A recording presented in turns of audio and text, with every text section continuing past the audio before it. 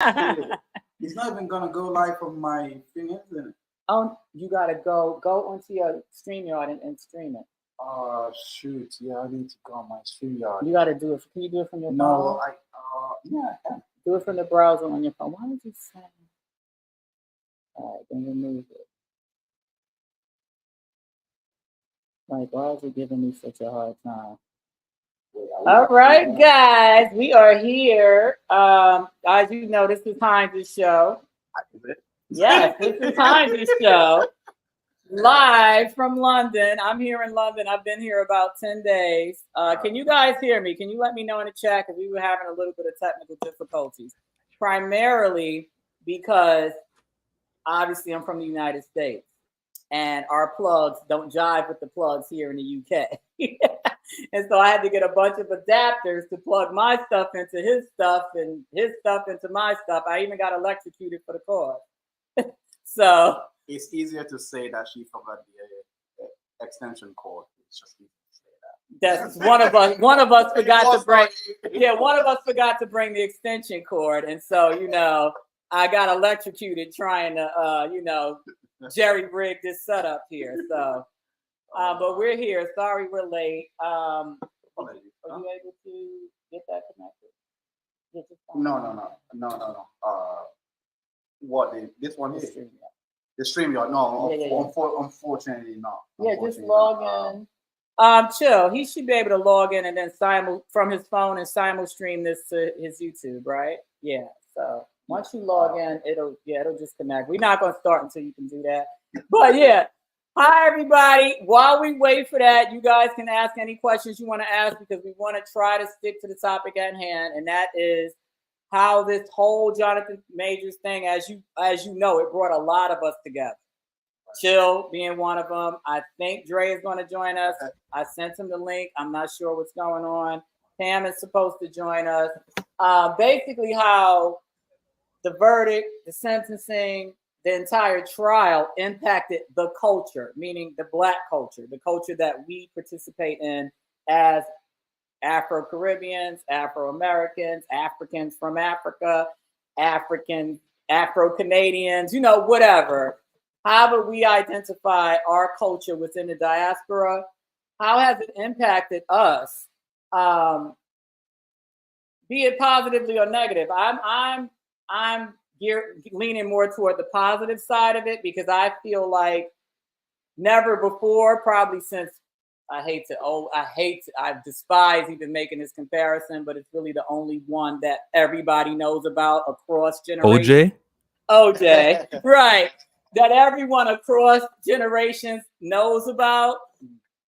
Never before since OJ have we been so engaged and interested in informing ourselves about the legal process or just in general, cases in general as it respects us and how we're treated when it comes to, criminal justice.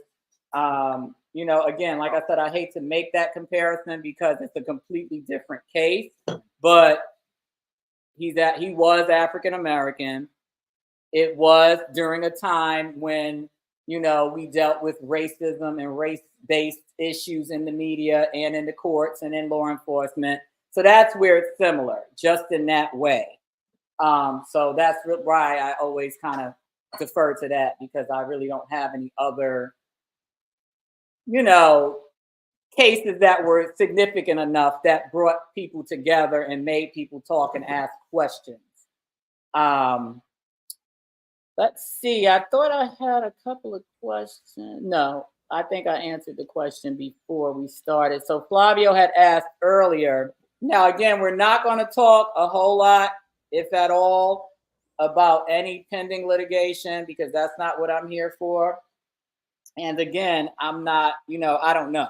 I know as much as you know, and whatever's up in the public domain. You don't know as much as Flavio knows. Flavio knows twice as much as you know. Right, exactly. But I did answer Flavio in the chat, presumably so. If an agreement can be reached, assuming that that's the strategy that they're going for, if an agreement can be reached, obviously there will be no pretrial conference. there might be another type of conference or something confirming whatever they decided upon, but there won't be a pretrial conference because there's no trial. There won't be a trial. But as far as that, that goes, that's all I can say about that. And really anybody can say about that because it literally just happened 3 days ago? 3 days ago? What the response? The extension for the fight by Jonathan Stevens. Yeah, he retained a different lawyer for the civil side of it. I don't know if he retained this lawyer for everything, but I do know he retained them for the civil side of it. So we don't know. They asked for extension. The extension was granted. This guy, from what we see and know, is not a trial attorney. So I don't know if that means, I personally am of the opinion, and I am free to express that opinion under the First Amendment. Make that disclaimer. I am of the firm opinion that anybody settling, whether it be me, Diddy, Jonathan, Chill, is an admission of guilt. You said is or isn't? Is an admission of guilt when you settle. We all know that. That is just a common sense, because you don't want anything else coming out. You don't want to deal with you don't want to deal with the whatever might possibly come out if you keep pushing it further and further. We saw that with as early as with Diddy, right? But I disagree in this case. No, that's fine. You can go ahead. I'm qualifying my statement now. I'm not saying, obviously, we're here as supporters, right? I'm not saying that he's guilty. I'm saying that the public will see that as an admission of guilt. That's always how it's been. That's life.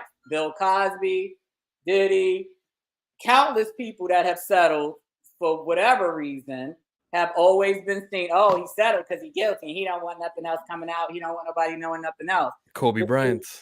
You see what I'm saying? But the difference is, it's a whole different industry.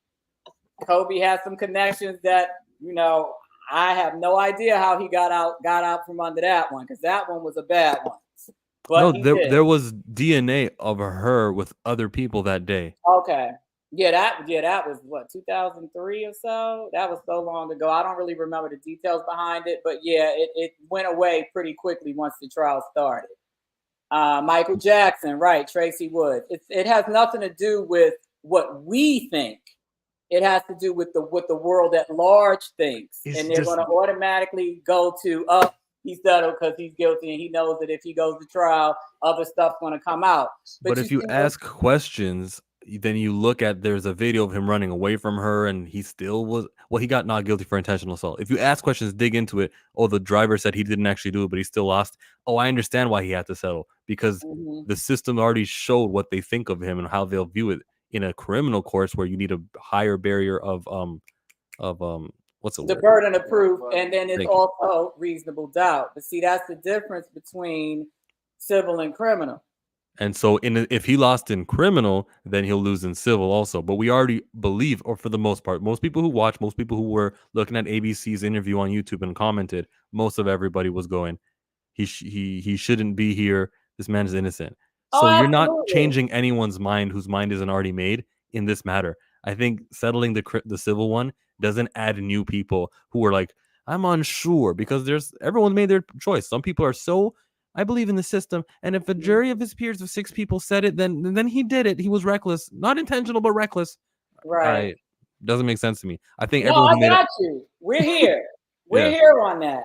But I'm playing devil's advocate tonight, only because, first of all, they won't find a jury in the entire state of New York unless they go up by Toronto, where you are, that has not heard of this case. So that's the first thing. So that could be a reason to settle on that side of the fence. But on the other side of the fence, the difference between criminal and civil is you don't get reasonable doubt in civil. You get preponderance of the evidence. So that being said, if it's more likely that he did do it than he didn't do it, he loses. And that's a problem. Based on, I'm sure most of you have already read the complaint. What do you think of it, by the way? Have you read it? I shouldn't have to say anything. If you read it, it doesn't matter whose side you on. It doesn't matter how you feel, regardless of what side you're on. It's rough. Can we agree that it was rough? What in regards? What was put in that complaint? Oh, by her. Yeah, what was in the complaint? Not anything that we had already heard. Because literally everything in the complaint was stuff we already heard during the trial. Yeah. It was just elaborated upon in the complaint. And she also tried to make and then she tried some leaps and bounds arguments. And I can't, I can't speak to that at all. I'm just saying that the way it reads, no matter what side you're on, it doesn't read well, right? I see that. I mean, I'm not going to sit here and act like it reads well just because I'm pro Jonathan. It does not read well. Yeah. So, yeah, if someone new discovers it without knowing the background or anything like that, and all they had is conviction, and they're just reading through all of it, they were like, "Oh my God, he actually did this. How could he?" Right, I know. And that's where that whole preponderance of the evidence things come in, because now it's like, okay, she has evidence so far? That's what's worrying me, because I'm like, if you said all this, you must, I would hope, because now you're setting yourself up for, you know what I mean, for a reversal of fortune. Right. I would hope that if you're saying all this, you have some Airbnb camera footage. I don't know. I'm just throwing it out there. Neighbors that heard something, because I'm like, how can you prove all of this? You know what I mean? Because if you can't prove all of this, now you're on the defamation side of this thing, right? Bearing in mind the slander, the libel, whatever, level of it is. Bear in mind, he says that he picked her up and threw her onto a car. Yeah. In the streets, like these London here streets. In London, right? Right. That was supposedly here in London. So that's why I'm just like, I don't know. And that's why I'm just like, if you're going to go that far to get into that level of detail, you must have some. Right. And so this is why I'm torn. So you see, I'm kind of, wavering now, because I'm torn between, okay, go ahead and settle. All right, Dre is here. Hey, Dre. Hey, what's going on? Because I've been really leaning hard on settle probably for the last maybe 3 or 4 weeks. I've been leaning hard on settle. So I agree with you, Chill. I'm with you on that. But my deepest fear is now you're going to have, remember, there's at least 2 other ones chomping at the bit. Oh, he paid out. Now it's my turn. You know what I mean? We saw this happen. $30 million later, Diddy thought this was going to go away. And now everything that he was trying to keep from coming out came out and then some. Whereas if you go into trial, there's still evidentiary rules. Yeah, but there's still rules for evidence. So even though all this stuff might exist, I'm talking in fantasy land per my First Amendment rights. Even though this stuff maybe exists, because you're in the courtroom now, it cannot be brought up. There's still evidentiary rules. Whereas if you settle, there are no evidentiary rules. You can settle, you can tell her to shut up, but that does not mean anybody else won't come out and be like, well, I want this amount too, because and decide to go into detail. Rolling Stone will be on that. But if she settles, wouldn't that be like counter to what she said? She was over there during the test. The victim impact statement. That one where so she goes, I'm not gonna quit until I'm we not do gonna stuff. Rest until he can't do this. Right. But I'll settle. But the thing is, she will have to rest, because obviously that's going to come with zip it, back off, be gone. But who's to say Cassie didn't say, all right, I can't say nothing, but hey. Rolling Stone. I know what you mean in regards to the bidding. I know that you mean well. I'm positive that Kathy went and was like, I can't say nothing. I got my 30, but you can. So I don't think this case has. I know why you're using the video example. Well, because that's all we got right now. Yeah, because again, that's not a comparable case 100%. either, but that's all we got. 100%. And it backfired. But now I he's think 30 short and still getting snitched on. Right. But I think, but I believe the Diddy situation is totally different for the simple fact is who Diddy was and how he was operating. And I don't believe Johnny, because you can sue me. You still got to have some validity for that. And and when that article came out with those two exes, which again, that story has been buried since it came out. Their stories sound similar to what Grace said in court, and it didn't add up. It almost looked like it's a copy and paste. So that's why I don't think him settling with Grace, because it was a higher profile, they could come out. That don't mean they're getting shit. It's almost like what was going on with Michael Jackson. There's everybody out the woodworks are coming out. Doesn't mean I'm gonna settle with you.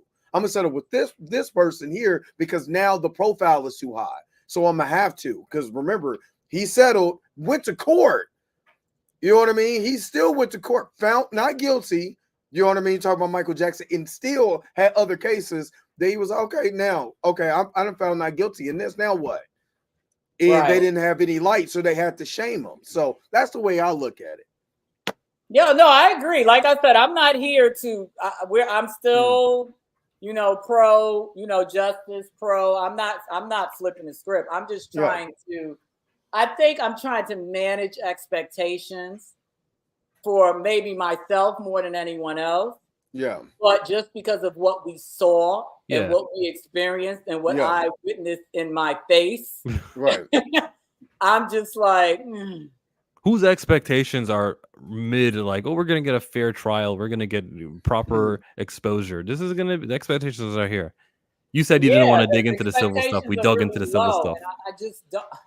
Let's talk culture. Let's talk about the sentencing impact on the culture.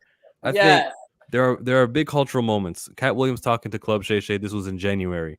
They're memes, I guess. Memes also count. After the interview on ABC. Oh my God, he said Coretta one more time. Yeah, hilarious. Every time he dances. Wasn't at all. They made a spoof video about him, movie about the situation. The guy who ran from the girl, or whatever the guy's name in Baltimore, Alvin something. Yeah.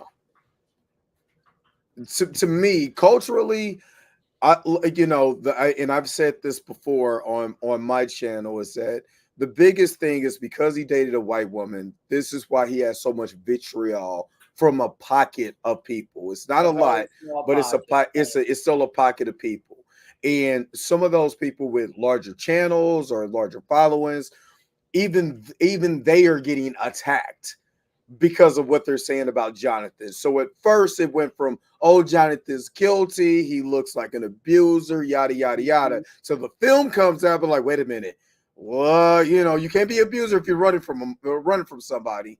And then it got morphs into this thing where it's like, okay, Jonathan's in the spotlight now for not just what happened now, just the way he operates now, because he can't, like the whole Michael Ealy thing. If he literally crashes out on Michael Ealy, everything that they said about him is going to be true. So now he has to. And it's nothing to crash out about, because at the end of the day, shout out to my husband Al Bonner. I think he's in the chat. Happy 21st anniversary, boo. That's my rider. That man spoils me to death. When What's I come up, Al? I'm coming home to a new kitchen. I got my new appliances.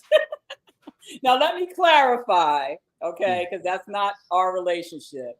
But as I've gotten older, I've been on this whole decorative thing. So, like I said, we've been married 21 years. It's just been in the last 2 or 3 that I've been doing a lot of things around the house. And so since I'll be here for a month, he promised me he would redo my kitchen. The appliances came the other day, And I'm going for the dark teal kitchen cabinet look with the gold like brass handles. So I digress. But happy 21st anniversary. And I said that as a segue to what you were saying, Dre Mac. As a woman that has been married 21 years, happily and successfully, I can tell you for a fact, Jonathan, no man should ever crash out over something going on with his woman. Yeah. If a man hugs you like that, however you feel about it, that's between me and Al. That's a conversation between me and Al. Or let's say me and you, Dre, we were married 21 years. You should never, and I said the same thing about the Will Smith situation. I would never expect you to go up and smack another man for disrespecting me. You handle that on the side or you handle it with me. Right. I don't need you putting yourself in danger. I don't need you getting yourself locked up over something so stupid. And that's literally an ego thing. You know what I mean? Right. So, no, he shouldn't have crashed out. And he did exactly what he should have done, which is fall back and hopefully they had a conversation. You know what I mean? And that's me. That's coming from a wife that I would never, ever, ever, ever want my husband to put himself in a situation to prove something to me. Because his feelings got hurt. You know what I mean? Because you're messing up the money. Like that. But yeah, you're right. If he did crash out, but I would hope he wouldn't. That's a 35-year-old man. Right. You know, with a child, and forget everything else. He's a 35-year-old man with a child. So that should never even be an option. Especially if you're not married to the person, but definitely not. Crashing out ain't an option, Dre. Right. No, it's never. It was never, but just like Chill was talking about culturally, everybody's talking. Jonathan's back in the zeitgeist as far as the conversation. Anything Jonathan does, when that Michael Ealy situation happened, and you go to the comment section of anybody's video who's talking about it, where even my own video, you have people saying, well, you got to understand his position. So if he was to, everybody's like, well, what I'll do, okay, but you're not in his position. So a lot of people are starting to see his position now. He goes and does that. He got a silver suit going on. He got all this. What is that going to make him look like? Like, be real. You know what I mean? So he did the right thing. You know what I'm saying? By not feeding into what with the pressure of of people on social media. People of colorless. Exactly. That too. The colorless persuasion. Exactly. Put up my screen. Because do you want to share your screen? Is that what you're trying to do, Chill? Yeah, down there. Yeah, you want me to add it? But that's not my screen. Yeah, I was going to say you want to add your screen for Blue to come up. I got the Blue AI. No, there's another screen. I think he's trying to pull up, but I wasn't sure if I should add it to the. Hey Blue. Hey Blue. Make sure you hit that like button, guys. Make sure you hit that like button too. Please. I always forget that. I tell y'all all the time, I'm not a content creator, so I don't even understand how this works. But please, whoever stream you're viewing this from, hit the like button, share, comment, whatever, however this all works. Y'all do your spiel because I have no idea. But the Illuminati, how you doing? What up, man? You want me to share this screen, Chill? Yeah. Okay, let me see. No, it's just a compilation of culturally. Okay, so this is going back we're back on topic now. So we're talking about how this entire Jonathan Majors situation has impacted the culture, be it good, be it bad. So this is something that this is a compilation that and I'm not gonna play it. I think you guys might get pulled or copywritten. I'll just talk over it. But okay, this is different examples. I guess this is the bad, right? This is the good. The Breakfast Club. This is the good. Okay, covering his little TMZ moment. Okay. Over on, was it Hype Plus? We got, is it Dame? I'm just kidding. I'm playing with you guys. Dame Dash, Dame Diddy. Dame Diddy. Dame Daddy, a Dame Dummy. Thank y'all for the happy anniversary wishes. All right, so. Shout out to Al. Shout out. Yeah, he holding it down. POP, Pimp Squad, baby, hold it down. Positive news coverage coming from. Very positive. Some of these media outlets, E! News Extra. Oh, you just rolling through it. Okay, I thought you were going to play it. One of these guys is going to be sensitive and then copyright us. Vlad TV was talking. DL Hughley spoke. That is glad. We got Roland Martin and Lauren Victoria Burke. Hey, Lauren. Yep. Shout out to LV Burke. She would have a Yankees hat on. New Yorker for life. We got Brianna Joy Gray, who doesn't work there anymore, for a whole bunch of mess, if you ask me. They fired her, yup. But she was comparing him to Ezra Miller. I never seen that video. She compared him to Ezra Miller. I'm not gonna lie. It's not like that. Things, no, because I spoke to that therapist. You guys may remember her when we done that stream, reacting to the ABC interview. No, there's no audio. And the therapist was saying that. Oh, the guy. That was a professor. No, the girl. She was basically saying that men are walking weapons. So if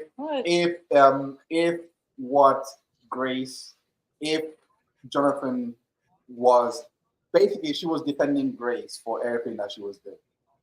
She was saying that, it was reactive abuse because Jonathan should have just let her see his phone. He was just psychologically. Just psychologically messing with her. So the fact that she chased him or something like that. She had the right. Yeah. It was trying to justify. Yeah, justifying the shenanigans. Go ahead, Blue. Did the same thing. Say that again. That basically, since Jonathan Majors is a man, he don't know his own strength. He's a weapon. He could, you know what I'm saying? Van Lathan? Yeah. Oh my God, man.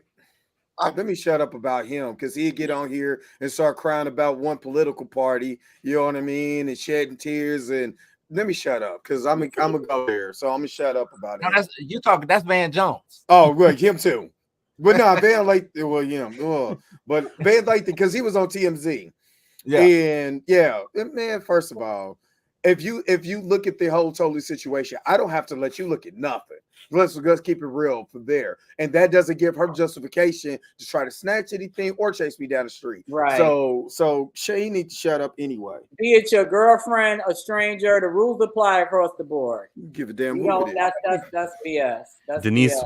White says that lady was out of her mind. If you're talking about the lady on screen, let me just play this portion. It'll be quick. Compare how Majors was treated to a similar case of superhero. Or we can talk over her. Or we can talk completely over her. We could do that. I think we could do that, huh? We could do that. That'd be a much more enjoyable stream. It'd be very nice. Denise White, I think, was talking about who Dr. Hines was talking about. Okay. Let's see here. Cat Williams was next. Joe Budden was saying nice. All right, he most definitely he gonna hit you. You can't play nothing for Joe Budden did a 180, because at first he was kind of clowning him, and him and Melissa Ford were going at it for a minute. Melissa was at my first wedding. From day one.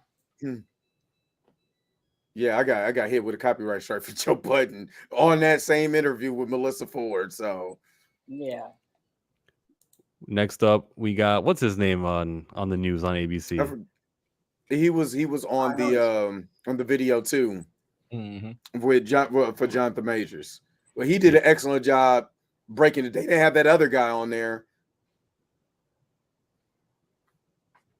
YouTubers, everyone was going all out for these guys, for culturally, like, people get it. Hines was doing his thing on your guys' side of the planet, holding it down, making sure that Grace. No, I'm kidding.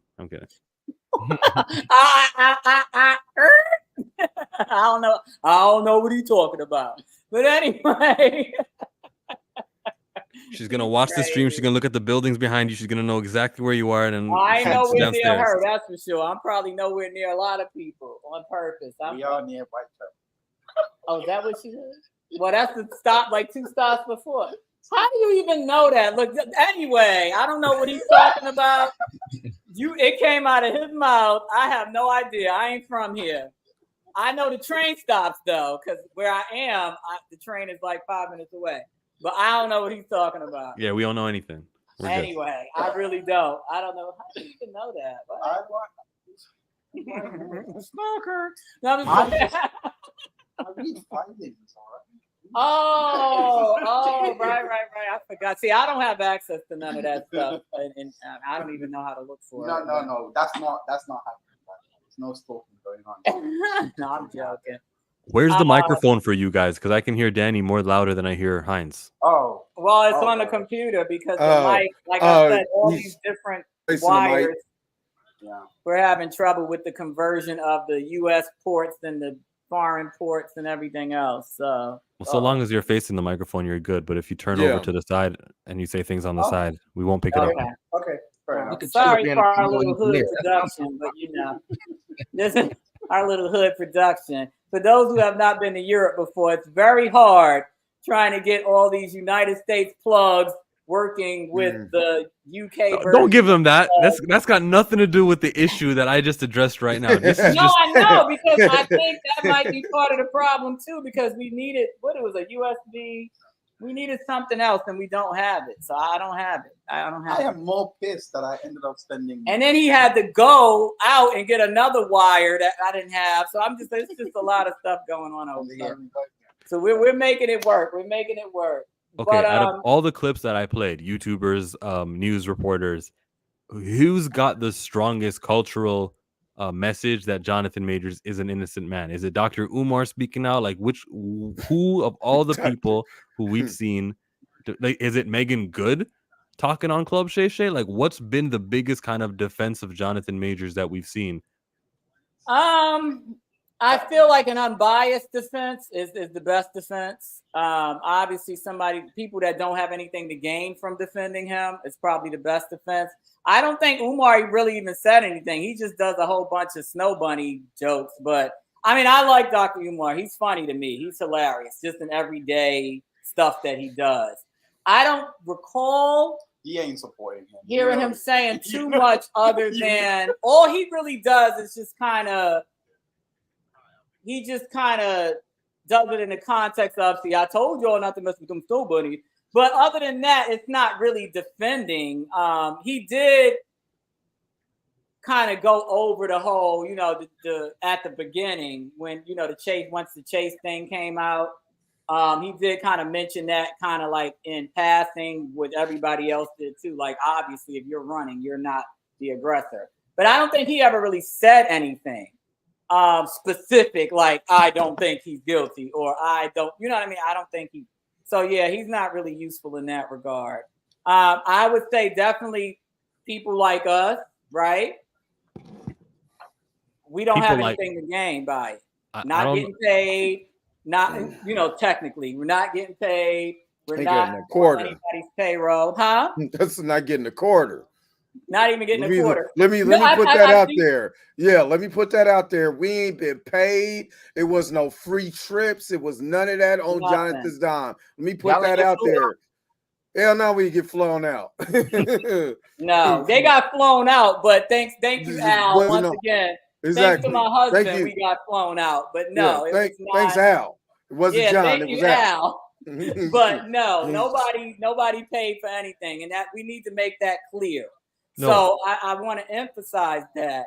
I even tried to get Chill, but Chill, he was. I got $100 super chat from somebody. I don't care what the fake name it was. That name was a fake name that was related to someone who knows Jonathan Majors. That's all I'm saying. I got one too. I can't remember from who though. Was it that? It was 100? Michael. Yep. 100. Was it that Michael guy? Michael. Oh, Parker? Okay. Yep. Come on, everybody. All three of us get it from the same guy. That's John. Yeah. Hey, well, Pam got it too. Related to them, I'm gonna need you to come up on a little more than 100, boo. We ain't seen Mike since though. We never seen Mike since. Where's Mike? Let me hold something. Mike? Hey, thanks, Jonathan Majors. I have been doing this. From day one. Where's Mike? Day one, right? Can a brother get a super chat and some GBPs, please? Yeah. Can you get what's that in GBP? GBPs.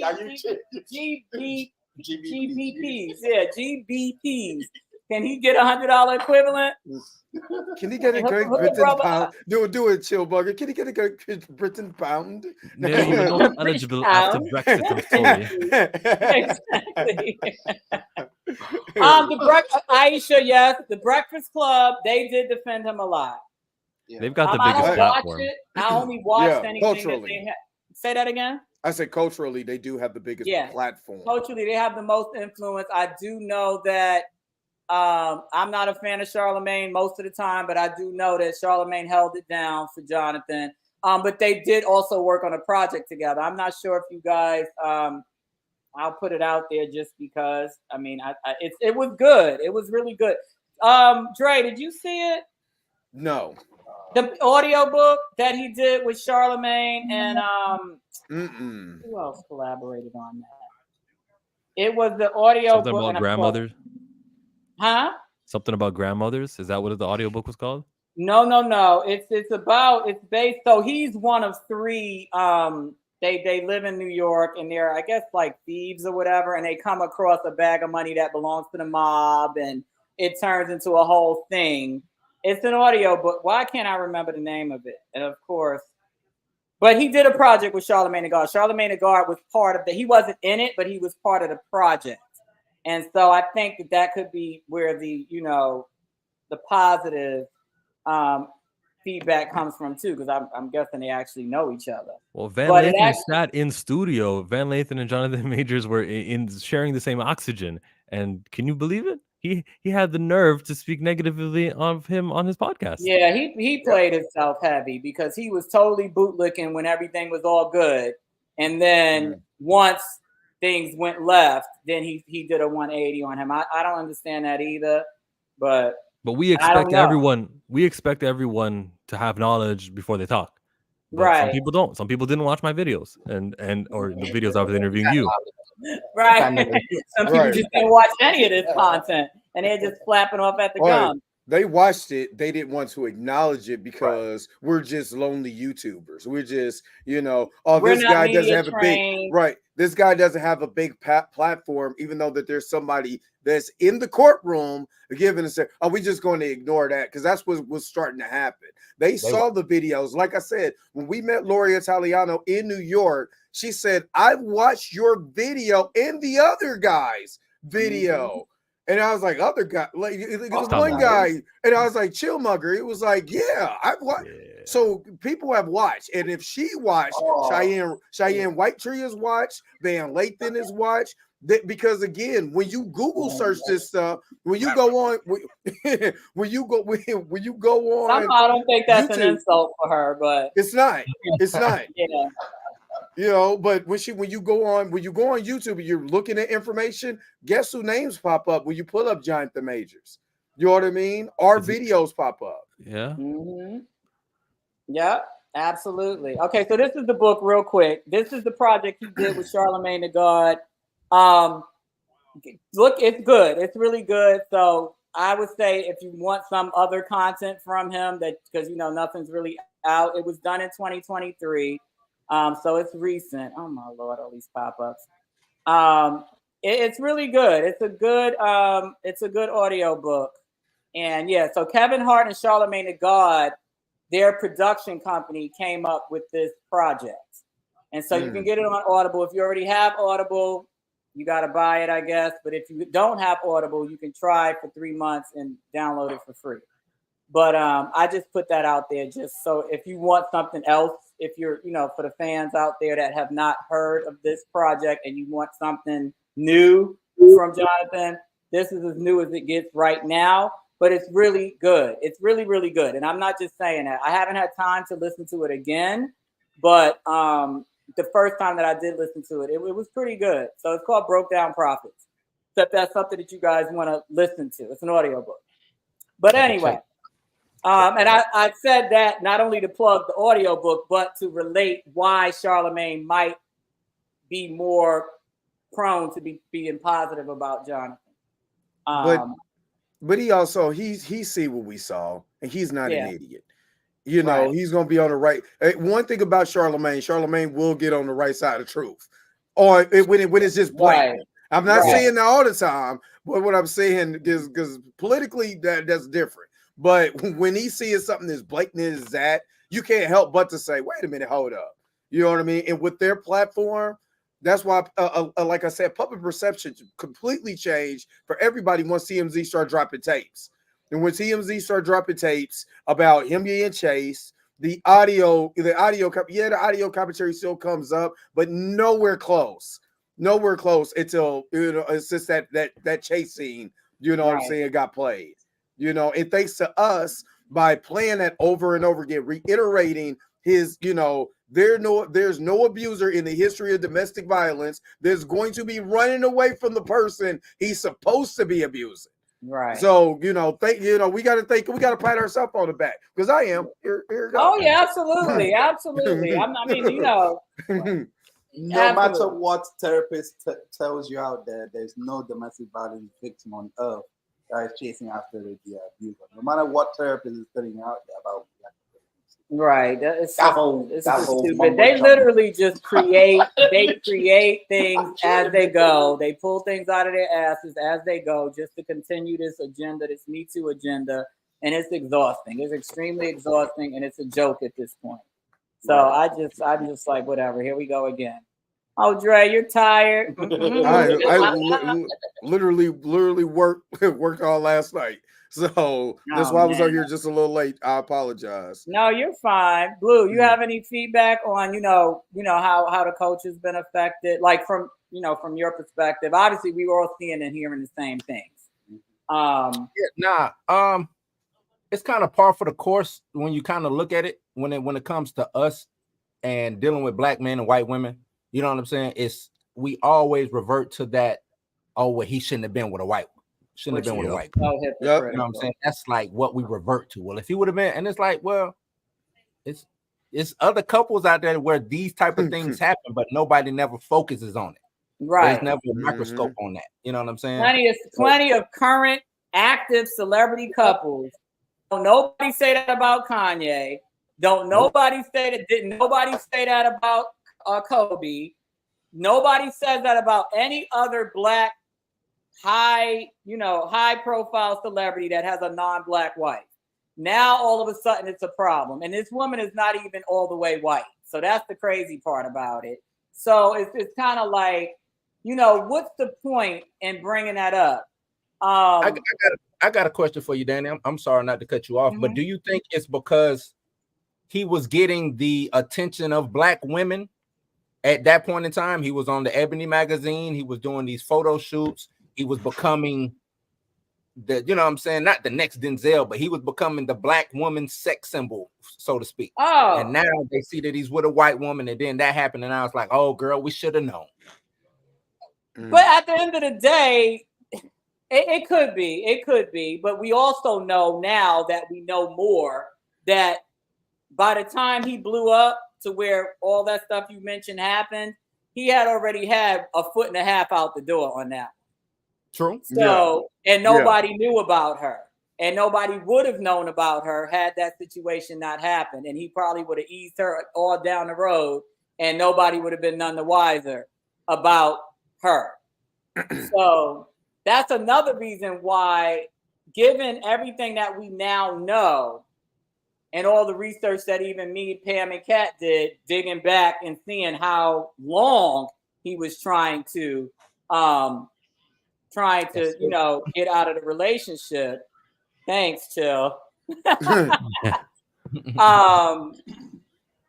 Something for the ladies. Why are you still saying that, knowing that he was trying to get out of it?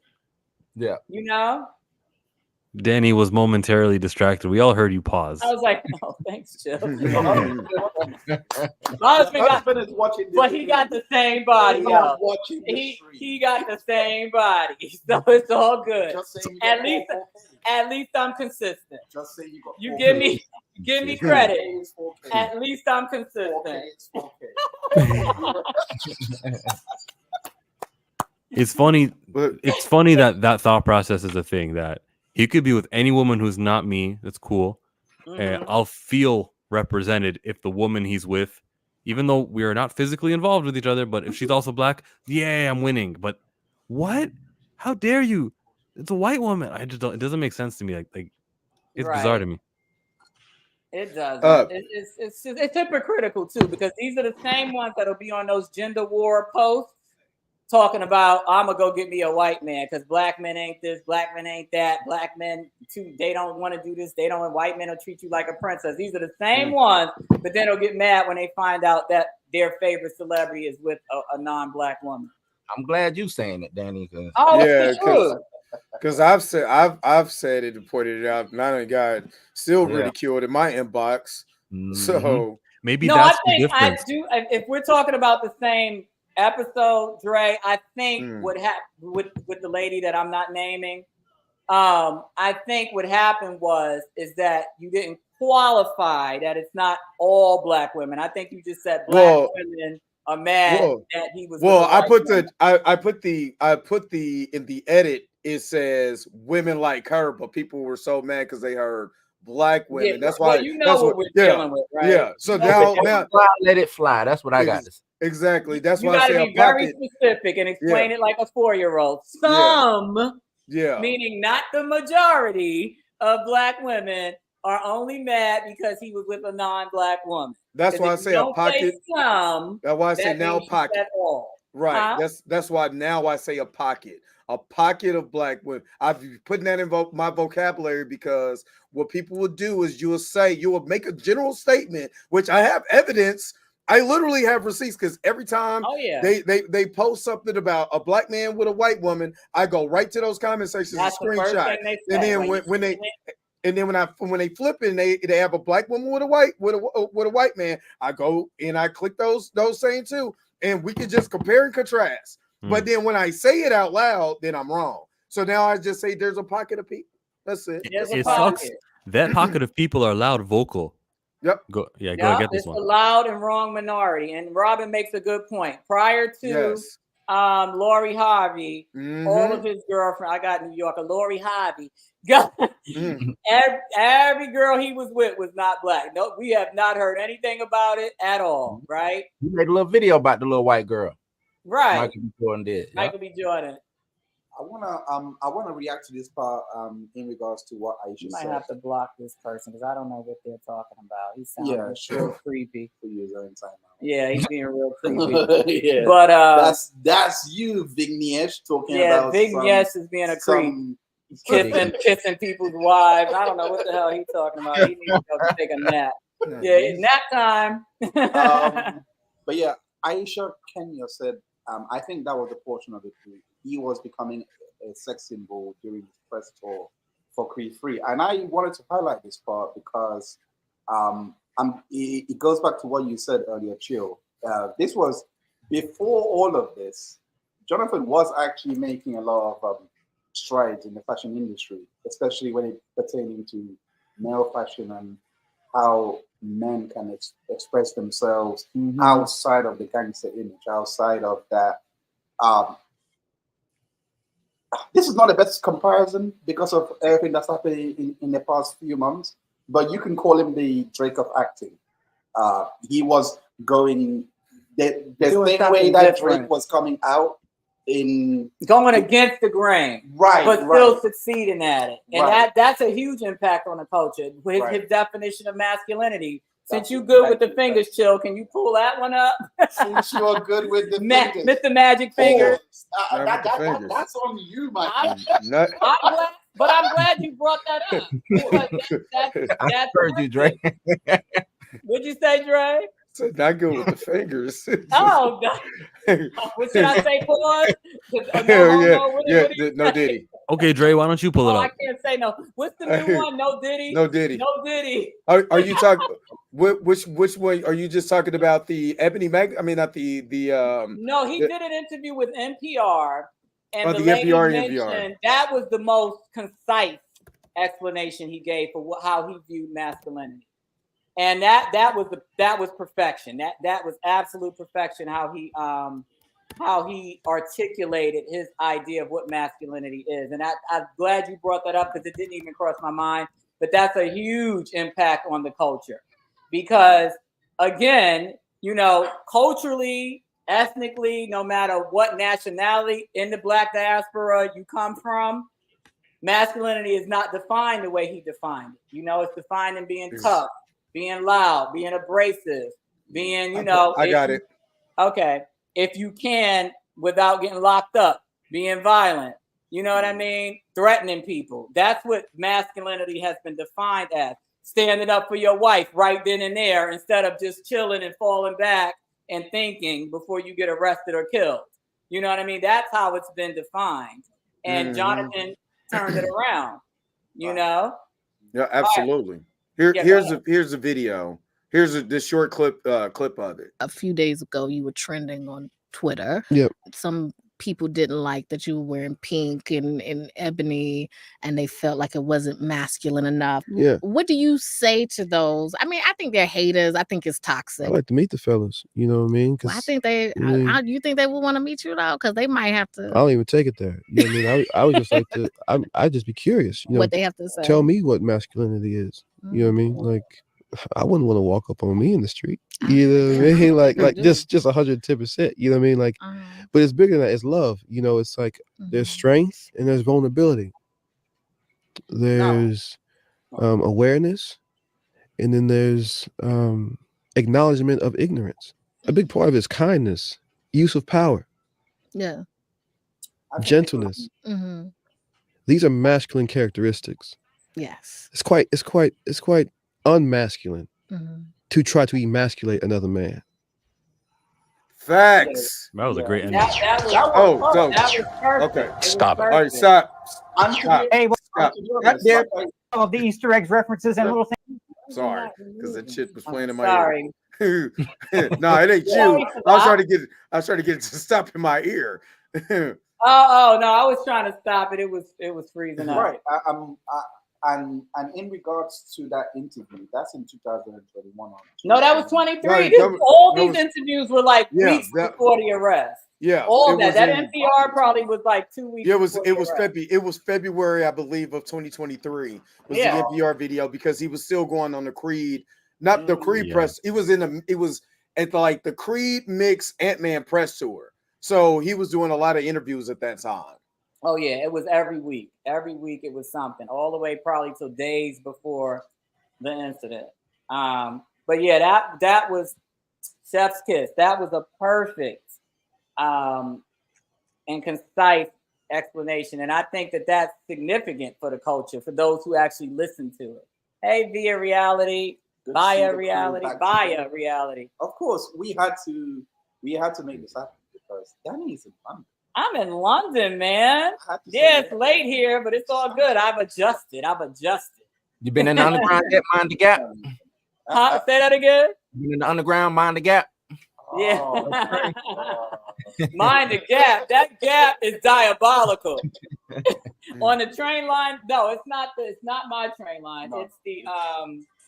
It's the one by Kentish Town. What's that train line? No, you're talking about the underground, but that's not the underground. It's a train. It's the one with the high class section and the low class section. Northern. No, you're talking about Northern Line. Yes, that gap is about 12 inches wide. Okay. I literally took a picture of it today because I was like, yeah, you can spit a whole human down that joint. And yeah, you're not paying attention, you will be in that gap. Yeah, mind the gap, all right. Yeah. But yeah, it's that's a significant impact. And you know what? It's crazy because this was when I first joined that Facebook fan page, and I posted that, and I said in my caption, this might have been his undoing. And I stick by that. The conspiracy, that video that Dre just played. What the definition? Because I personally feel, from a conspiracy theorist standpoint, I feel like when one of us is doing too much good too fast, and who are you to try to change the narrative on how we see Black masculinity? That's when the train of destruction starts getting on the tracks. Because it just seemed like after he did that, all hell broke loose. After he said that, all hell broke loose. And once it broke loose, it was like they were on him. I think it's coincidence. I think that this was an individual in Stephanie who, and the police, they're at fault also. But absolutely. Something went wrong, and every domino fell the way that they are placed to fall, not that the way that they should fall. Including Cheyenne Whitetree, Emily Palmer, Victoria B. Kempis. Mm-hmm. We gotta find something a little less, because I feel like she that's totally a compliment for her. Because that's exactly what she's striving for. So I gotta call her Cheyenne Melanin. Yeah, right. Cheyenne Black Forest. Cheyenne White Sheet. What you said? that Damn. one. Right. Damn, got it. Boy, He's so proud of himself. You see that sip he took? Yeah. Blue, what's in that bottle? What's in that bottle, Blue? Some liquid courage. Yeah. Round twig. It's not a coincidence. It's not. Round twigs. Do you think his answer? Do you think that masculinity stuff really changed anyone? Like affected anyone? I'm sure. However many people and views were on the NPR video, you can pull it back up to show me. Maybe a couple hundred people go, yeah, it is masculine to be calling out other people and making fun of the way they dress. I think that he might actually have a couple people change the way that they live based off of that interview. Yeah, I feel like it was more than a couple. Now we know only a certain population of people watch or listen to NPR, so that's right there. Let's put that out there. Let's just do this though. It had that short itself had 1.5 million views, and then someone who posted is unmasculine to emasculate another man. That's 12,000 likes. Just that portion of the conversation. And that is so just think 1.5 million people. Of course, that's not the population of the United States. That's a good percentage of people. Let's say it's 5% of people in the United States watch that interview and say, you know what? It is unmasculine. It is unmasculine to emasculate another man, to put another man down. So I do like I get where you're coming from. At the same time, again, we have to go back and blame Alvin Bragg. We have to go back and blame the New York Police Department in Manhattan, who didn't know who this guy was. Who, how dare you have a Manhattan penthouse and it's not owned by this lady we think is white right now? How dare you? You know what I mean? How dare you get your clothes tore and all of that? You get your skin scratched, you get your face scratched, and then we got to believe you. There's the factors of what happened that night still has to it still has to go down to the people who did that, which is the New York Police Department, this guy right here, you know what I mean, and all those people who was there. That has to be addressed first, and then Alvin Bragg's, the prosecution, the whole entire nine. Right. No, I agree, and that in itself, affected the culture, because now your antennas are up, right? You're watching more, you're paying attention to more. I think there was a reason why Chill wanted me to move, and I'm not playing with you, Chill. No, so I said move places in the private chat. I wrote Chill, that. now I'm more exposed.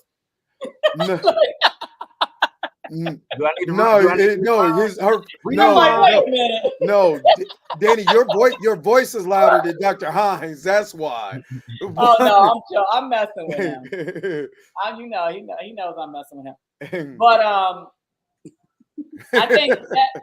See, now you made me forget what I was getting ready to say. I don't even know what I was getting ready to say. But I think culturally too.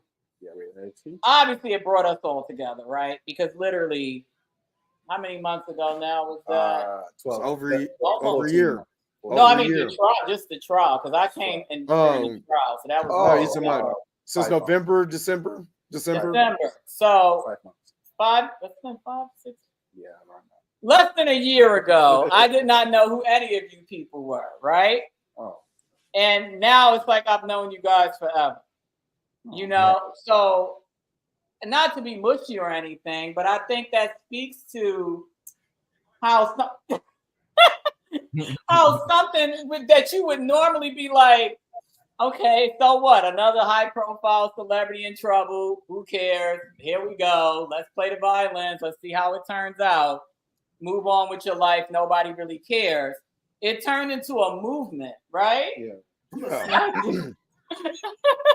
It literally, it turned into a movement because, again, obviously we were in a different era, but you didn't see anything like this happening for any given celebrity where people were this vested in it.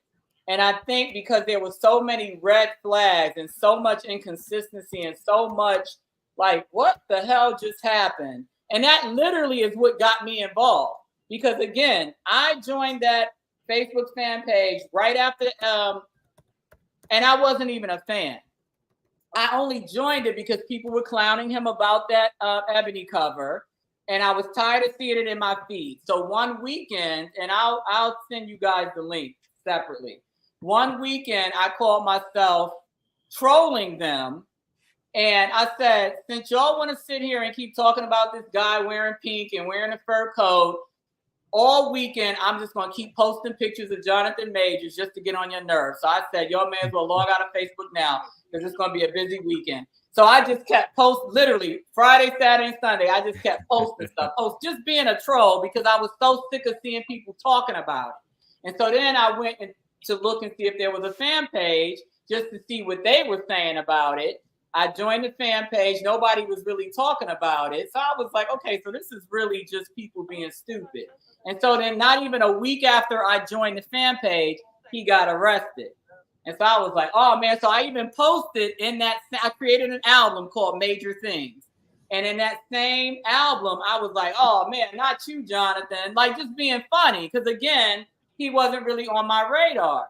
And I was taking it tongue in cheek like everybody else. And then I had friends DMing me, oh, your little friend got arrested. Your little friend got arrested. I said, who? They were like, oh, Jonathan. I was like, girl, you know I was just trolling y'all. I ain't paying no attention to that. And I just left it alone until I heard that he was the one that called the police.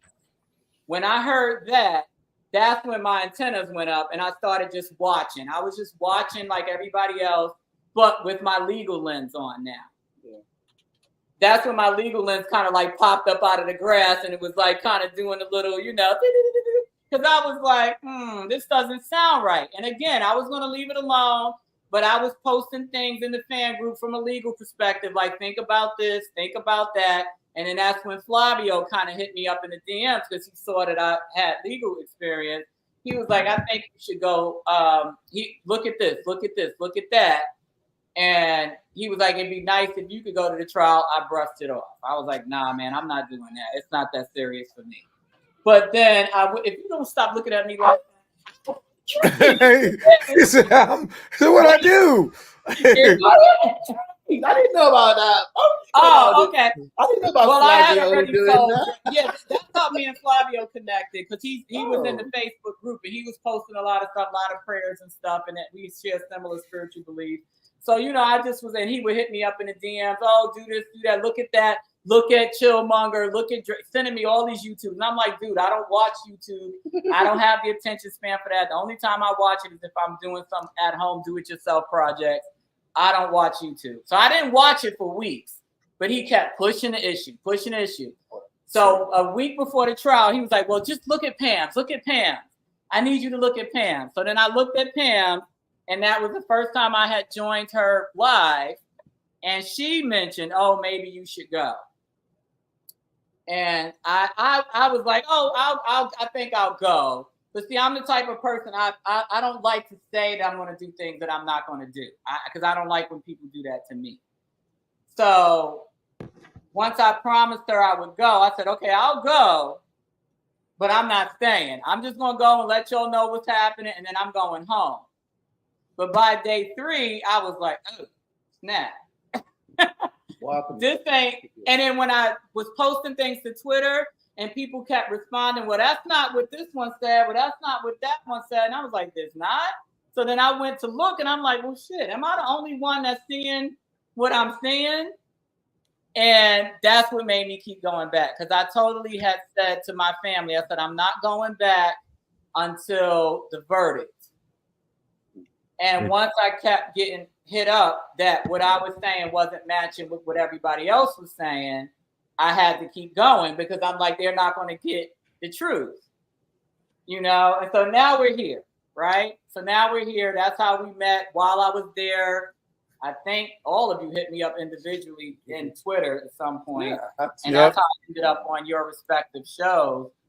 But because I mean Pam, because I remember you being in Pam's live. It was like she said, if you go, I'll pay for your lunch. And yeah, and she sure did. She sent me money, and that whole week I ate dirty water hot dogs because I hadn't had one in years. So I said, well, I'm gonna take the L and eat this. God knows what it's soaking and floating in, but dirty water, pee, God knows what else. But yeah, she certainly did. I think I want to say the first day I went, she cashed out me lunch money. But yep, and I just kept going. But like I said, it totally wasn't my intent to keep going. But I felt like if I didn't go, it was going to get spun the wrong way, right? And it did. Lo and behold, it did. And I'm just glad that the video came out and all that other stuff came out just to, you know, to add validity to what I was saying. Because I'm like, what if these people think that I'm the one that's lying, right? But I appreciate you going for the mere fact is that we pissed off mainstream media. Oh, yeah. With our coverage. So as much as they could say, well, they're just little YouTubers and, you know, this and the other, us just going, to the extreme with it, saying, no, we have somebody there. Here's this video. Here's this video. Chill has a video. Blue has a video. Pam has a video. You know what I'm saying? Everybody's like he said, everybody's video is painting this whole entire picture.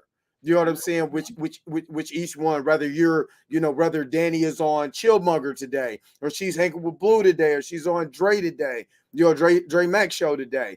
It didn't matter. We're still, or Cat coming in, bringing up that information. Like, no, we got transcripts and we can break it down with the all of that stuff helped out in our favor. And then, look what our individual channels has done since then. So it's just it's just a blessing. Go ahead, Chill. I want to just point out the negative stuff because this was all happening, and there's guys who have larger platforms who could have done more and didn't. And I'm like, what if Chillmonger was at 100K, 200K and doing my thing? So was Dre, and so was Cat. Cat just got started. What if Blue's House has a whole new audience? We never met this guy, but he's got that too. And what if that's when we assembled and we did everything? And like the amount of reach that the truth would have had. And so I'm looking at who dropped the ball, and I'm not forgetting that moment. And that's one of the reasons why I was going so hard, on the defense when people are sending me these videos and I'm watching them, like, there's no lick of evidence. It is not just, defending John, it's defending the truth. Because these people with these 400,000, 100, 200, 300, 400,000 subscribers list is telling the misinformation. Hell, I went on TMZ not once, but twice, giving the truth about Jonathan Majors on national television. Because when you're asking me this, when they're giving their spiel, I'm like, no, he was actually convicted of this. In this crime, it's not even a crime. This thing is not even a crime. You know what I mean? The judge even said it during the sentencing. The judge even said a crime.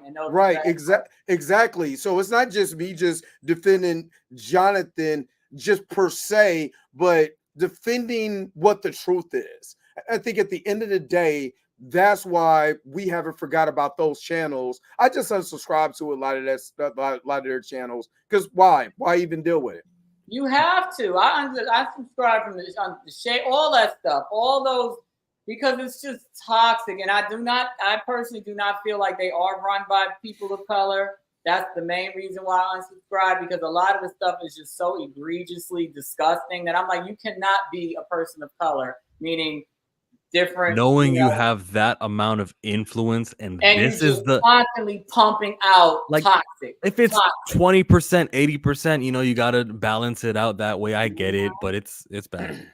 But it's sad too, because you guys mentioned all of those, social media, YouTubers that have those hundreds of thousands of followers. Shout out John Roker. And that's why though. They have that many followers because they are not going to cater to the truth. The truth is boring. The truth is boring. Nobody wants to hear the truth. They want things sensationalized. They want things to be negative. They want to feel better about themselves. This is the reality TV era that we've been in for the last 15 years. Everybody wants to see somebody doing worse than them so that they feel better about their situation. How could they not sensationalize someone getting a big man getting chased down by a fellow? Right. How do you not sensationalize? I don't know about you, but I would have. And how tall are you? About 6'3"? If me, no, you're taller than my husband's 6'2", so you're about his height, and so is Jonathan. Y'all are all about the same size. No, you are. I was surprised to see he's actually really tall. And you see, I'm tall. We almost shoulder to shoulder. So I have to be humble for my shoulder. So. He looks short on the camera, but he's tall, and he's probably about 215, 220, right? I think so. Yeah, I'm pretty good with that. Hold on, Doctor Hans, you didn't get on the scale. You see how he tried to be modest? Nah, Dr. Hans, you're not about to do that. You know you was weighing yourself yesterday. So you know what? Gain a pound or two. It's nothing. It's nothing. No, he's about my husband's size. That's why I know. I'm wearing pumps, by the way. But he's pretty tall. So I'm saying that to say, what was I saying? So you keep throwing me off. What was I saying? You were saying it was okay. I don't know how we got into the fight thing, but you were talking about what the hell? Oh damn. No. It was about sensationalism. Okay, you were saying that. And I was saying the one thing that they could have made, I don't know how they're finding content that are sensationalized that has to do with majors, because I don't see the sensational value of whatever he has going on now, because the value was when he was getting chased by a white woman, and he's like a skyscraper. Yeah, also he's a big guy, and that's where it came in at. Yeah, so I don't know about you, but that should have been, and this was the point I was trying to make. That should have been the moment in which, to add on to the point of the black creators and the big accounts, that should have been the entry point for a lot of them to be like, even if we don't like the guy, at least we can use this point to, I saw someone say that, their fan base might clown them or they might unfollow them, etc. But hearing a story like that, I don't know about you, but puts a fan base on rather than actually would put them off, if that makes sense. Right. Like if they hear that Jonathan Majors was actually getting chased,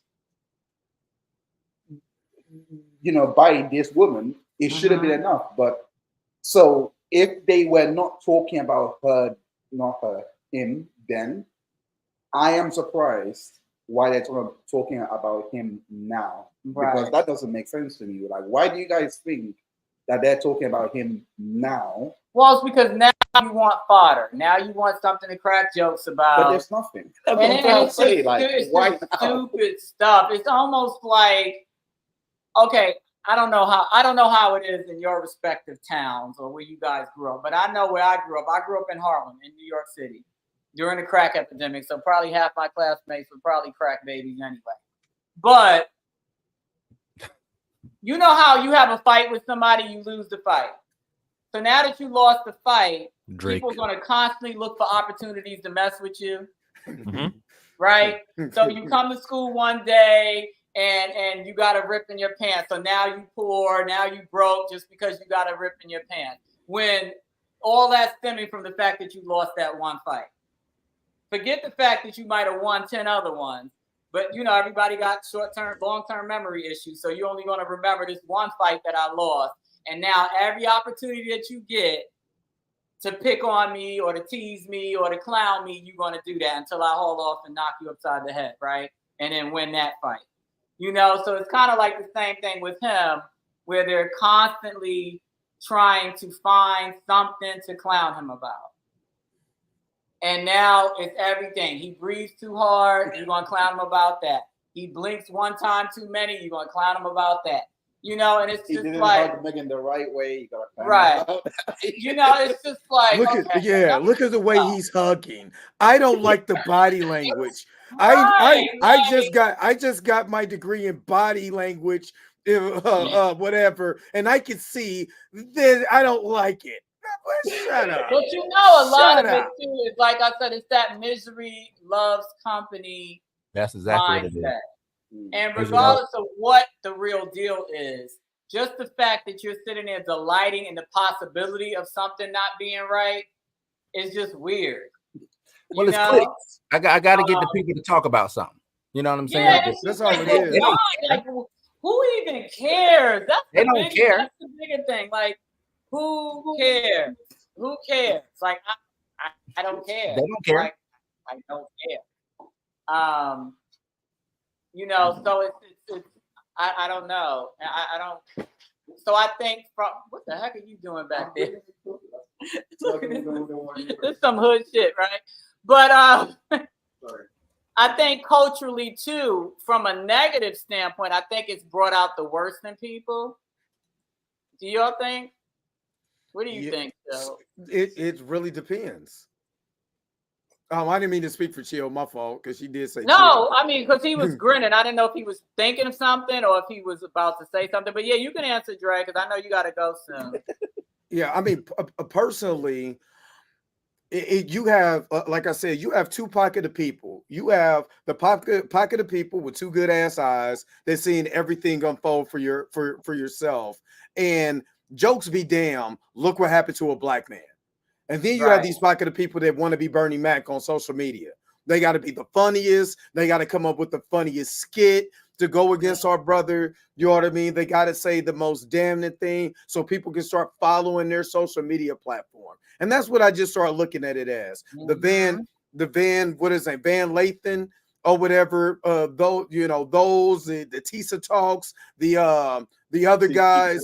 Yeah, all these guys, it's sensationalism.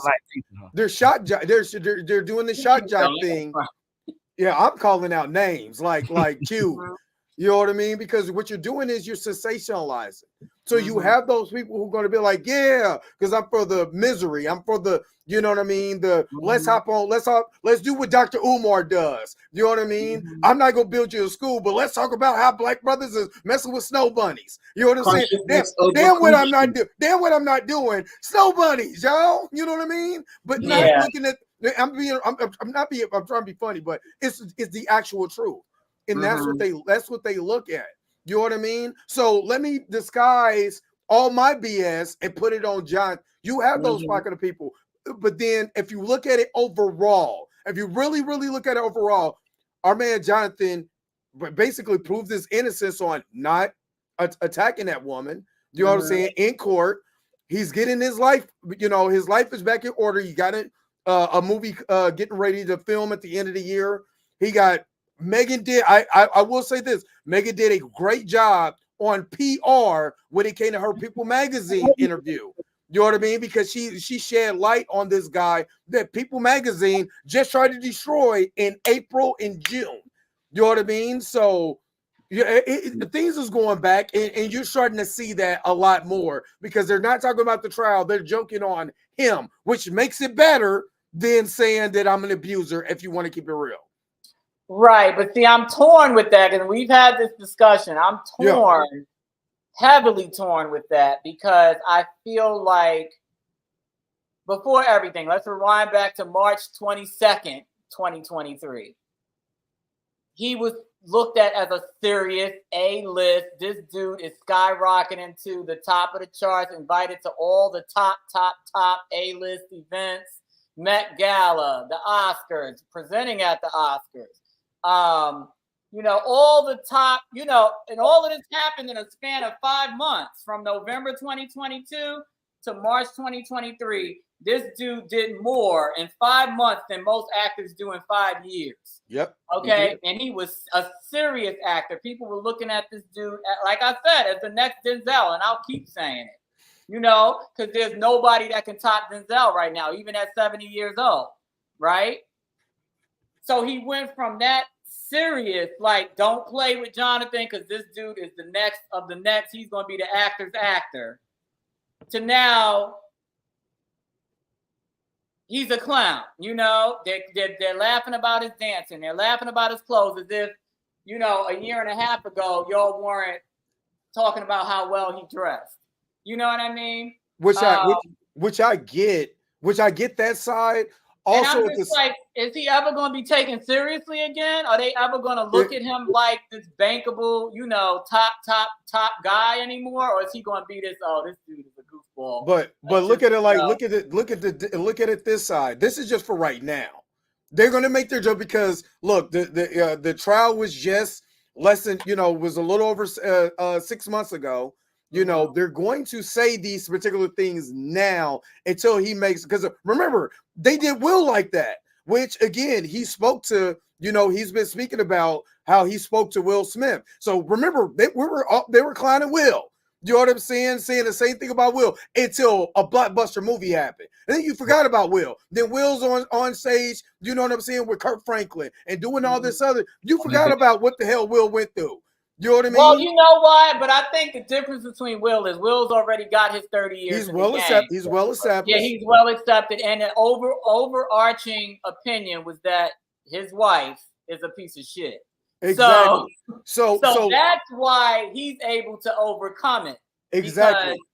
She proved herself to be problematic. Right. So look at it like this. Sorry for him. Because if he comes out with another big budget film, then you're not gonna hear the jokes and all of that. Because if they do Creed 4 and Damien's back, they're not going. Yeah, you're not gonna think about. You know what I mean? You're not gonna think about this. Let that one movie be a hit. You're not gonna think about that. Michael B doesn't want him in Creed 4. I don't know. We gotta wait till his Blade movie comes.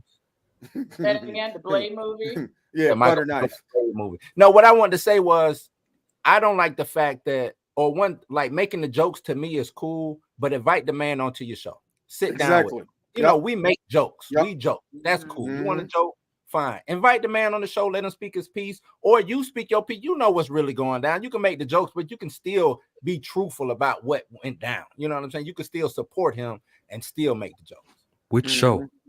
Which show? It don't matter. Whoever's what I mean by show, like a lot of these like you just said, a lot of these podcasters are big podcasters. A lot of these big YouTubers, things like that. You can invite him. He might not come, but you can invite him on the show. You can be. They may have, and he's just afraid because unfortunately the comment section is not going to be his friend, and so now you just opening yourself up for more. No matter what you say, the comment section is going to kill him. Not always. Depends. Yeah, I mean, not always, but those shows cater to the lowest, the bottom feeders. But look what they did with. I will give you a prime example when Candace Owens went on the Breakfast Club. A lot of people's perception of Candace Owens, whether you like her, it did change. It flipped a little bit. You know what I'm saying? It flipped a little bit. So so personally for me, I think that you can still go to a Breakfast Club or something like that. Let the guy just talk. Let's let him be his authentic self. You know what I'm saying? And then you be the judge after that. Right. That's a good point. I mean, I just don't. I feel like they may have it because, like I said, he already had a previous relationship with Charlamagne the God. So I'm positive that they've been asking, but he's like, I'm good. But they probably. But do you think and he probably can't anyway because of the because of civil suit? Exactly. Because, she already tried to get him on that ABC News interview. So exactly. Ain't no telling, so that could be a big part of it too. But I mean, I just think that culturally it definitely lowered our tolerance for a lot of that BS that's going on with, these toxic blogs and toxic blackness. So I think culturally, it definitely helped lower our tolerance for that. Those are faceless people. It's not the same as an inspirational, iconic person who we all love and watch saying, "Hey, Jonathan, let's talk. And we're going to speak for 60 minutes. And it's got nothing to do with you being bad. And it'll humanize you, signaling to my audience of millions who watch me, we're good. If I'm good with him, you can be good with him too. You accept him as a normal member of society. The way Jimmy Fallon talked to Will Smith and Martin Lawrence. Like, they didn't bring up the Martin Lawrence stuff from the past. And same with Will. Right. And I mean, and now that this new movie's coming out, just talk about that then, you know, because he can go back on Tamron Hall. He can go back on all those shows he went on, that entire media blitz 20 to 30 days before the incident. Go back on all those shows and just talk about this movie that they're supposed to be filming in fall. And that's it. Keep it simple and in and out. You know, 5 minutes tops and go. Because I know with the Tamron Hall, that was like the whole episode. Can't do that. Because that leaves too much time for other questions. But I mean, just kind of go back on Jennifer Hudson, you know, all that stuff. You know, and somebody commented about the dancing. Yeah, I noticed right away that it was a fraternity dance. I think it's a Q. It looked like a Q dog. Yeah, but when he did the hand symbol, their hand symbol is nasty because they're very vulgar. Yeah, because it's supposed to be, I guess, simulating, you know, they do things with their tongues and their heads a lot. So when he did the hands, he did it like a different way. You disgusting, nasty stuff. He did it the yellow way. He did it prestigious. The hands are usually like this. Yeah. Yeah. Yeah. So this is really the symbol. Trust me, those are the ones who was coming after me when I was in college. Like, yo, you gonna be a Q. They some perverts. I make sure my daughter gets clear of them because half of them are like 30 still in college. Yeah, but that's another conversation. Those are the ones who was trying to get, instead of me hanging with the alphas that I was, them Q dogs was like, nah, little dog, you coming with us. Yeah, so they a little crass. So I couldn't tell when he did the hand gesture if he was doing a different version of it because he would have done that. He did the prestigious yell version of it. We don't have to do this. We do this. We do. Look at Jill's like, what in the whole entire all of this is just going on. Yeah, it's an American thing. It ain't. Yeah, it's an American thing. Brits. I do got to get out of here. Killmonger, no. I'm just trying to find it. That's why my face is like that. Trying to find it? Yeah, I think it's in. What are you doing? I'm about to say it's on my thing too. It's on my page too. If you want to go to the frat one, my Instagram. When he was dancing the frat by himself. Yeah, but I do have to get out of here. I do have to get out of here. I appreciate you guys, even though I came on just a little late because of work and I was tired, I was knocked out. I do appreciate Thank you guys. Waking up early for us. Yeah, because I now have to go back and do it all over again. Repair time. So I appreciate y'all, everybody in the chat. Peace. Vibe hard. Got to get this forehead to work. So I'll let y'all later. Well, I got one too. Mine is 5 fingers wide. So you good. All right, y'all. All right. Thank you, Dre. Pull my thing back up and pull my video. You want to start it from the beginning? That's not that I want to start it. Oh, wait. Pull my thing back. We're gonna. He actually paused.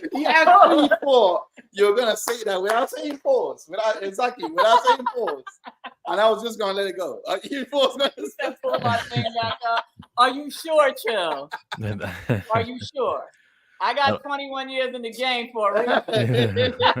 Oh God. May you publish. Ma'am. Listen. That's why I got 21 years in the game, because he knows that me and his sense of humor are very similar. Why is it your stream, but I'm the one who's trying to keep things on topic? Because the way that the video of Jonathan dancing, which you're gonna press, thank you. It was accompanied by a tweet on the right. So this tweet says, "Hey, I'm sorry, I gotta go. Bye." All right, thank you, Blue. Yep. The tweet. What did the tweet say? This guy says that Jonathan Majors is outside living his life. He got 3 smiley faces. All All right, 1 million viewers on it. It was retweeted 300 times. All right, cool. So probably somebody quote tweeted it and made it very famous. It got viewed a million times. But there's other people who've tweeted it also. And you see that there? This guy here, he says, Jonathan Majors ain't got a modern era bone in his body. And he got 6 million views. You see same dance, the same combination. With the negative spin. With the negative spin. And then look at that. Look at the people want to just, let's laugh at him. It's the same video. But there are negative Nancy's out there. But you see how the negative got 5 million more views than the positive did? It's embarrassing. Isn't that crazy?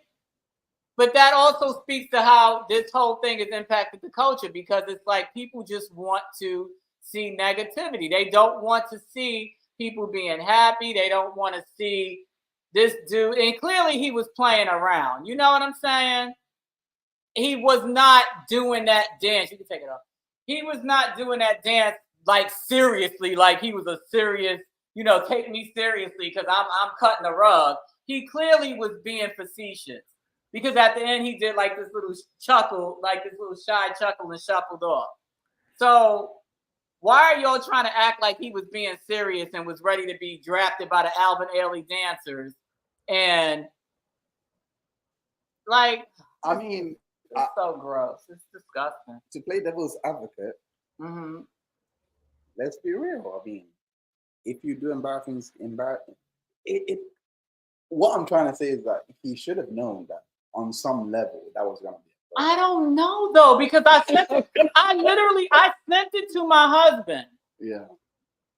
I didn't say nothing. I sent him the text. I said, look, and I just wanted to see what he was going to say. What did he say? He said he did good. Yeah. How old is your husband? And I'm gonna tell you, drum roll. Because how old? I don't know if you know how old I am, but he's significantly older than me. I said husband. My husband. Yeah. He's 55. Keep your. He's old enough to be. My husband's old enough to be Jonathan's dad. Okay. But he looks as young as Jonathan does, because we take care of ourselves. I'm nowhere near that age, so clarify that. Look. I don't even have any gray hair. But my point is, he's 18, guys. No. I'm in my 40s, but my point is, he's old enough to be Jonathan's dad, and he saw it and was like, he did good. Yeah, but he didn't look at it like, so I'm thinking that there's a maturity aspect to it too. Even though we all knew he was joking, because I don't think my husband took it seriously either. I don't think he looked at it like, oh, he's really like, but he was like, I don't see nothing wrong. Like, what? Put it this way. I unfortunately, I do see Jonathan as a man out of time. Yeah. I think if Jonathan plays the new Captain America, I think he'll fit the role. Now, he is literally like, the reason why I say he's literally out of time is because even with the whole Coretta and the whole, right, that whole thing. First and foremost, who speaks like that? Who actually, like, let's be honest, he's literally the embodiment of a traditional man, like, in my opinion. Like, especially in the tradition, he was the image he was trying to craft for himself. That's where it comes across to me. Even the way that the reason why I said he should have saw it coming is because the way that everyone clowned him just for joking about the whole Coretta thing, like, I found my Coretta, like, I don't think he wants to be cringy, but I think that's his humor. Yeah, I actually think that's his humor. So, to what you're saying, because I'm a nerdy, my sense of humor is weird. Like, a lot of people, unless you're have a certain level of education, because a lot of his jokes, if you're not, you won't get them. You won't get them. So he's eccentric in that way. He's eccentric because he's smart. He's eccentric because of his craft. He's eccentric because his parents are in ministry. They're not, hippie type parents. Yeah. So he's been around old souls his whole. He's an old soul. That's my point. He's an old soul. So I will vouch for that.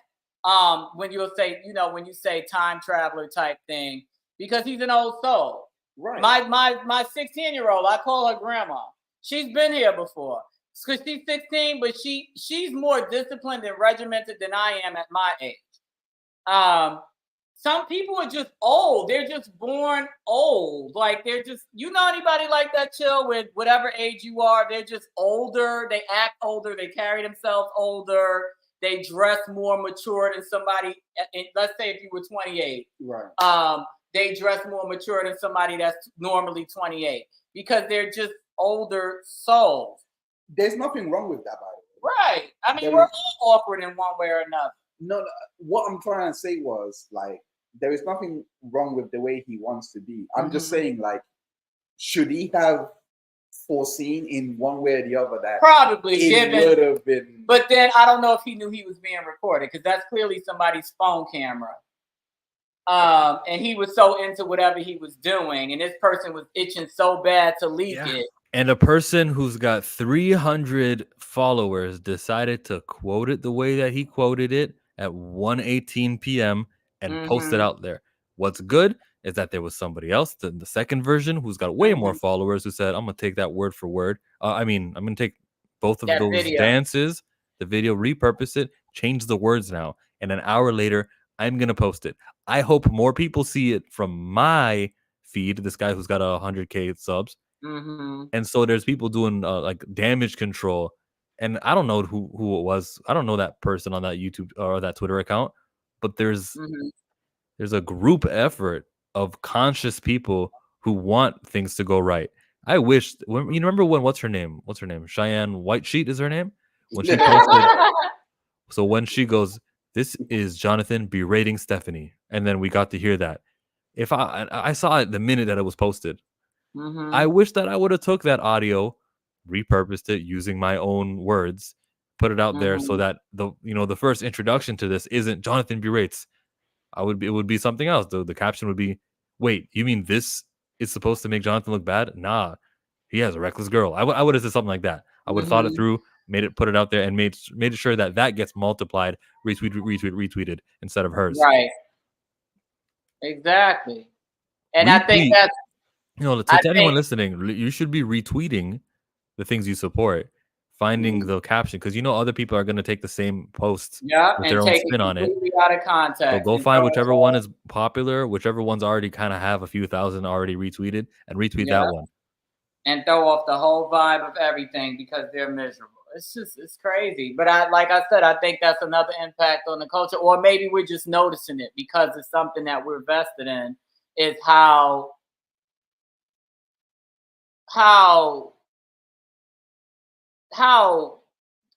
what's the word? Insatiable people's appetite is for negativity. I don't know if I noticed it before now. Maybe I did, but because it wasn't something that I necessarily cared about, I just was like, well, damn, and just moved on. But yeah, he did, Zach. He did in that New York Times article. And then there's another, there's a podcast on Apple well, I think it's on all podcasts, but I mean, I listened to the Apple podcast. Listen to that one as well. That was when he was promoting devotion. So this happened in late November, and it's called Talk Easy. The podcast is called Talk Easy, and the logo is blue with white letters. And he spoke to Jonathan on November 27th of 2022. So this was right either after the premiere of Devotion. Or maybe it was that same weekend. It was Thanksgiving. So listen to that as well, because he talked about that type of thing there too. Where, he just kind of feels like everything happens to him. So I don't know if it's subconscious. I don't know how to articulate it other than to say self-sabotage, because that's the only way I can think right off the top of my head. Probably not that, but that's the only thing I can think of when I'm thinking of that podcast specifically.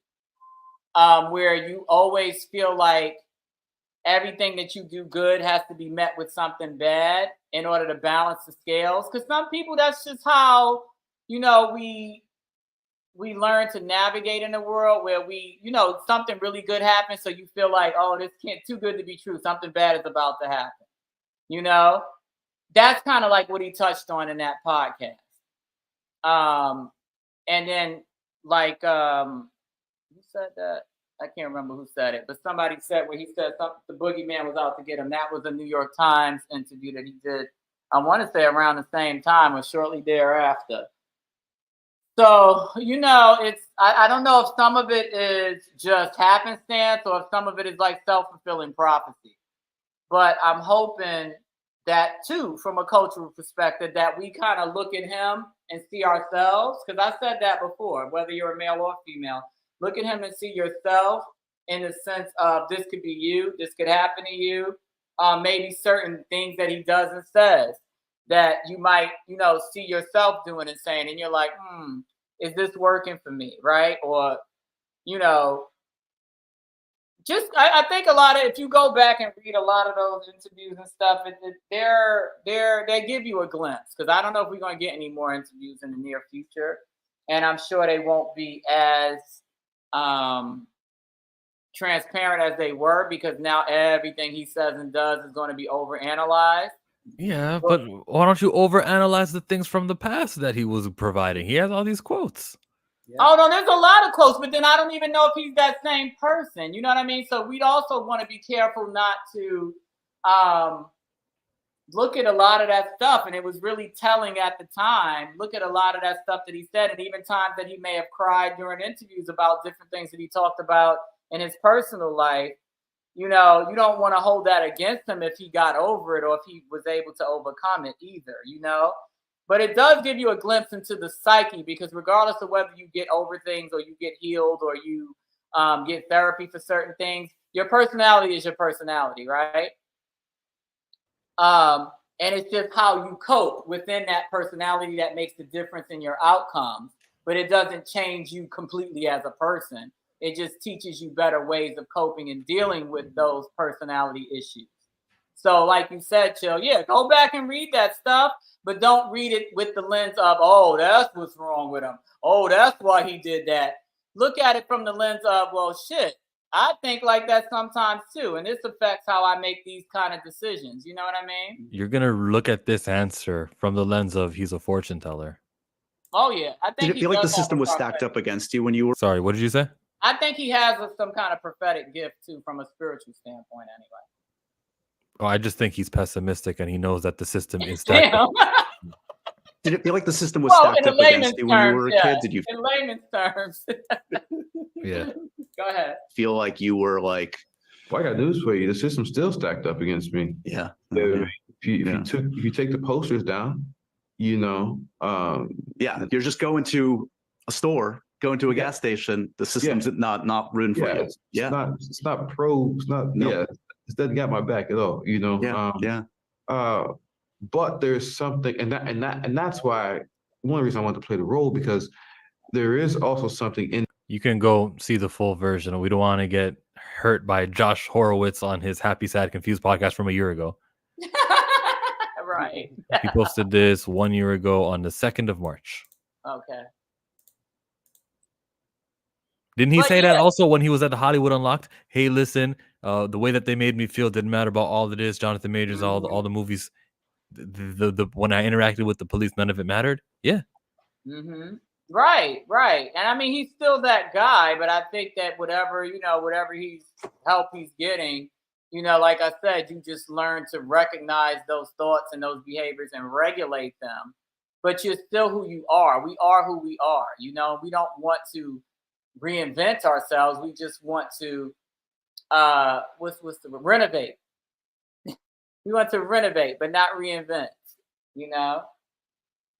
So yeah, I mean, I think from a cultural perspective too, that it gives you, he gave us more insight into mental health and admitting that you need help, you know, and not being ashamed of that. So I'm hoping as people gleaned from that ABC News interview, his admitting, you know, the depression and everything else, I hope that helps people from a cultural perspective, because I don't know how it is in Toronto or, you know, in communities there, because it could also be a nationality thing too. Here in the United States, there's a huge stigma surrounding mental health and seeking help, especially among people of color.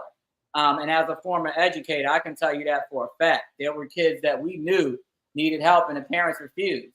They absolutely refused to help because there's nothing wrong with him. He's just bad, or he just needs a whooping. And these are the kids that go through the school to prison pipeline for that reason, because they're not getting the help that they need, and they don't have out like saying to push that energy toward, you know. And Jonathan even said he was almost that kid, but he got turned around through acting, you know. He's got another thing going for him when in the topic of awareness, and it's that he's a lesson to a lesser extent of Emmett Till's death and the way that Emmett Till's body was publicized and everyone knew the story and we all know about what happened. We have this after the sentencing. You know, do you guys see how you can get a guilty verdict? They'll make you do these. Was it battered woman syndrome? What is it called? Yeah, the battered woman domestic violence. Well, battered woman syndrome is how people explain how they killed the abusive spouse. Yeah. He's got to do 12 months of these courses. Oh, the domestic violence diversion. Yeah, domestic violence diversion class. Yeah. So no matter what, you've got this video out there that is clear evidence of him running away. He's not the abuser. If you want to dig deeper into it, you can find the quote from the taxi driver saying it was all her. But the video is fine. And then you've got the result. This will be told for the end of time. This will be, and I joke about Dr. Umar sometimes, but Dr. Umar is going to bring this up many times about how they found he was too reckless in his defending of himself. This is a lesson that this is the look out. It's still like it's 2024. Yeah, it doesn't matter. Let's not do that, because you know sometimes you'll be arguing about racist things, and they'll be, well, it's better than it was in the 60s. What are you talking about? Yeah, shut up. Right. This is a lesson. This is awareness that he provided. He's going to be. He can be used as the lesson, and it'll be popping up on a Friday, even when he doesn't have a movie coming out. People will be talking about it. Right. It's actually very mad that that's what my parents were telling us when we were growing up. Like, what happened to him is basically what we were being told. Like this is why you should stay out of trouble. Because if you do things like this, that's what happened. If you date this. It wasn't like they never advised us, but I'm just praying. You kind of knew though. You kind of knew. Like it wasn't outright said. I mean, my grandma would say certain things, but it wasn't like outright said, but you knew. Yeah. Especially if you had any family members from in the United States from the South. You knew not to dip your toes in that water. There was nameless examples. There was that basketball star in college whose career never got off. You know, there's examples, and there's plenty of them. There's a few cases like that. I think one was in Georgia where he lost his basketball scholarship because he was accused of rape in a consensual sex situation. It turned out he was innocent, but by that point, he lost everything. Yeah, I was watching Catnut Williams. I don't remember the name, but I know one was in Georgia. Go ahead, hon. There's a Colorado one also. The point is, these are nameless people because they never got to become the #1 draft pick, and we don't know them the way we know Victor Wembanyama. We do know Jonathan Majors, so like it'll be easier to reach for that one, and that's how his example became such an important, or is gonna become an important, like citation. Like, yeah, remember Jonathan Majors? Remember that? Right, exactly. Agreed. Well, this was good. Anything else, Chill? I'm good. I appreciate you for coming. You're always so helpful, and I'm happy to see you. I haven't seen you in so long, and as you see, I haven't been on YouTube much, so I'm not watching you. Like I said, I never went on YouTube before I met you guys, other than Home Improvement Project. So now I'm kind of back in that mode again. But I'm actually gonna go through tonight and go on all your channels and like your stuff, watch it just so you can get that little view from me. I haven't been ignoring y'all. Like I said, I'm just, this is not really my thing. Hopefully there is no civil trial, so you probably won't see me too much more after that, unless, we need you in that courtroom. Well, if there's no trial, I won't go. But I mean, if there is one, obviously, Obviously, I'll go unless there's some restriction in place because I don't know anything about that court, so I don't know if public can go. I have no idea. I'd have to find out, but I don't know. Like I said, I'm on the fence. I'm terrified that if he settles, it's going to open the door for more BS, and because there's no evidentiary rules for other people, it's just going to become a free for all, and then. I kind of want a trial because I feel like with the preponderance of the evidence thing, if he can get enough witnesses to say, nah, this is not him, it's the 49-51% rule. So if the likelihood that he didn't do it is 51%, he wins. Yeah. Right? But then that's on his lawyer to make sure he gets all those people. Hell, call us and vouch for him. I don't know. I'm just throwing it out there. But I'm just saying, if you can get enough people to say that, nah, man, this was a one-off type of situation that we don't even know the real deal about, this ain't him, then that'll tip the scale in his favor, you know? And it'll put the kibosh on anybody else trying to come out and say something else, you know? Good. Yeah. You know? I'll be very honest. She is not going to go far with that definition. No, that's going to get tossed out. That's going to get tossed because it was stupid and it literally just pointed out everything in the ABC News. And then you're trying to sue him for something his lawyer said. And closing argument is fair game. You can say whatever you want. So and it was her that said it. It wasn't him. So why are you trying to sue him for something his lawyer said and was well within her rights to say? It's just stupid. So a lot of it is she's just throwing stuff in the wind and seeing what sticks.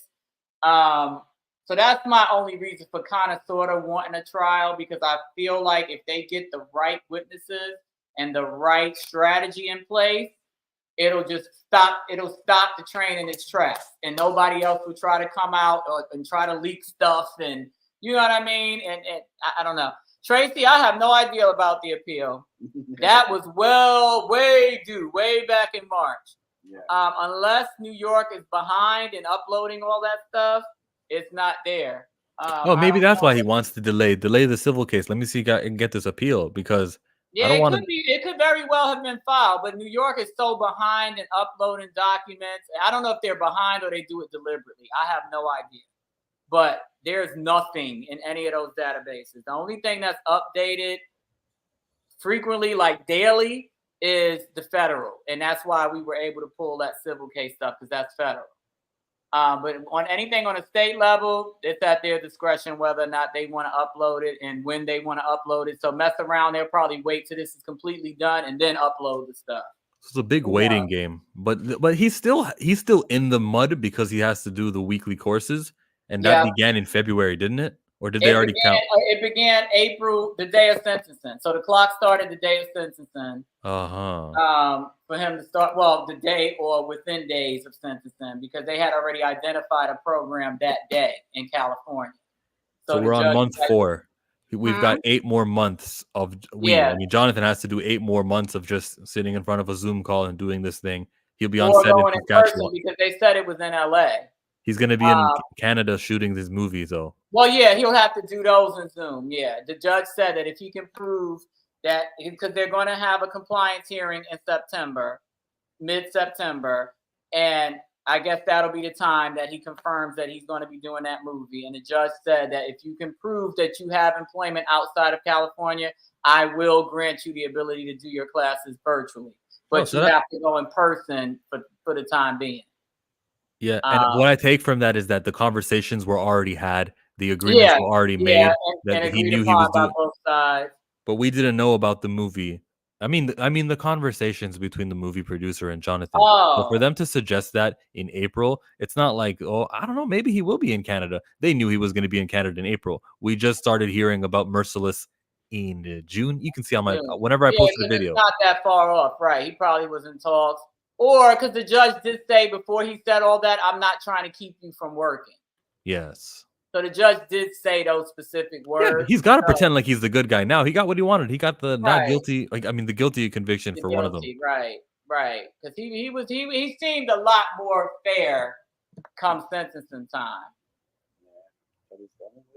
Yeah, I think it wasn't anymore. Hey, tell them what really happened, Stephanie. Right. Yeah, he looked like he was fed up with her though. He was done. His face was just like, all right, come on, get on with it. But yeah, I mean, I'm just hoping everything just goes well and he just stays focused. And I personally, I'm of the school of thought. Can you hear me, Chill? You're just frozen, but I hear you. Yeah, I'm frozen. I'm of the school of thought that he needs to just fall back and just let his work speak for itself and just stop being out so much, just to kind of let everything die down and people start taking him more seriously again. So that when this movie does come out, it doesn't turn into everybody looking for something negative to say, right? It'll be more anticipation and excitement than it is looking for something negative to say. Hold on. Can you hear me? I think he froze too. Yeah, I do hear you. And we all heard what you said. People were gonna look for something negative. We're at the end of the stream anyways. Subscribe. Yeah, we are. My little jerry rig setup is tired now. So before the wall starts smoking, like my hairdryer did the other day. Oh yeah, it exploded. We had to throw it out on the terrace because it was smoking. I was like, all right, I can't be messing with this electricity here. But yeah. Yeah, this was good. I appreciate you for joining. If you, like I said, if you want me to come on your show for anything specific, feel free. I'm still here. I just don't know what I'm doing on my own channel or if I'm going to be doing anything too much on my own channel, especially if there is no trial. But yeah, I'm cool with if you want me to, contribute to your stuff, or whatever. Yeah. Can you hear me? Yeah, I heard you. I got you. Yeah.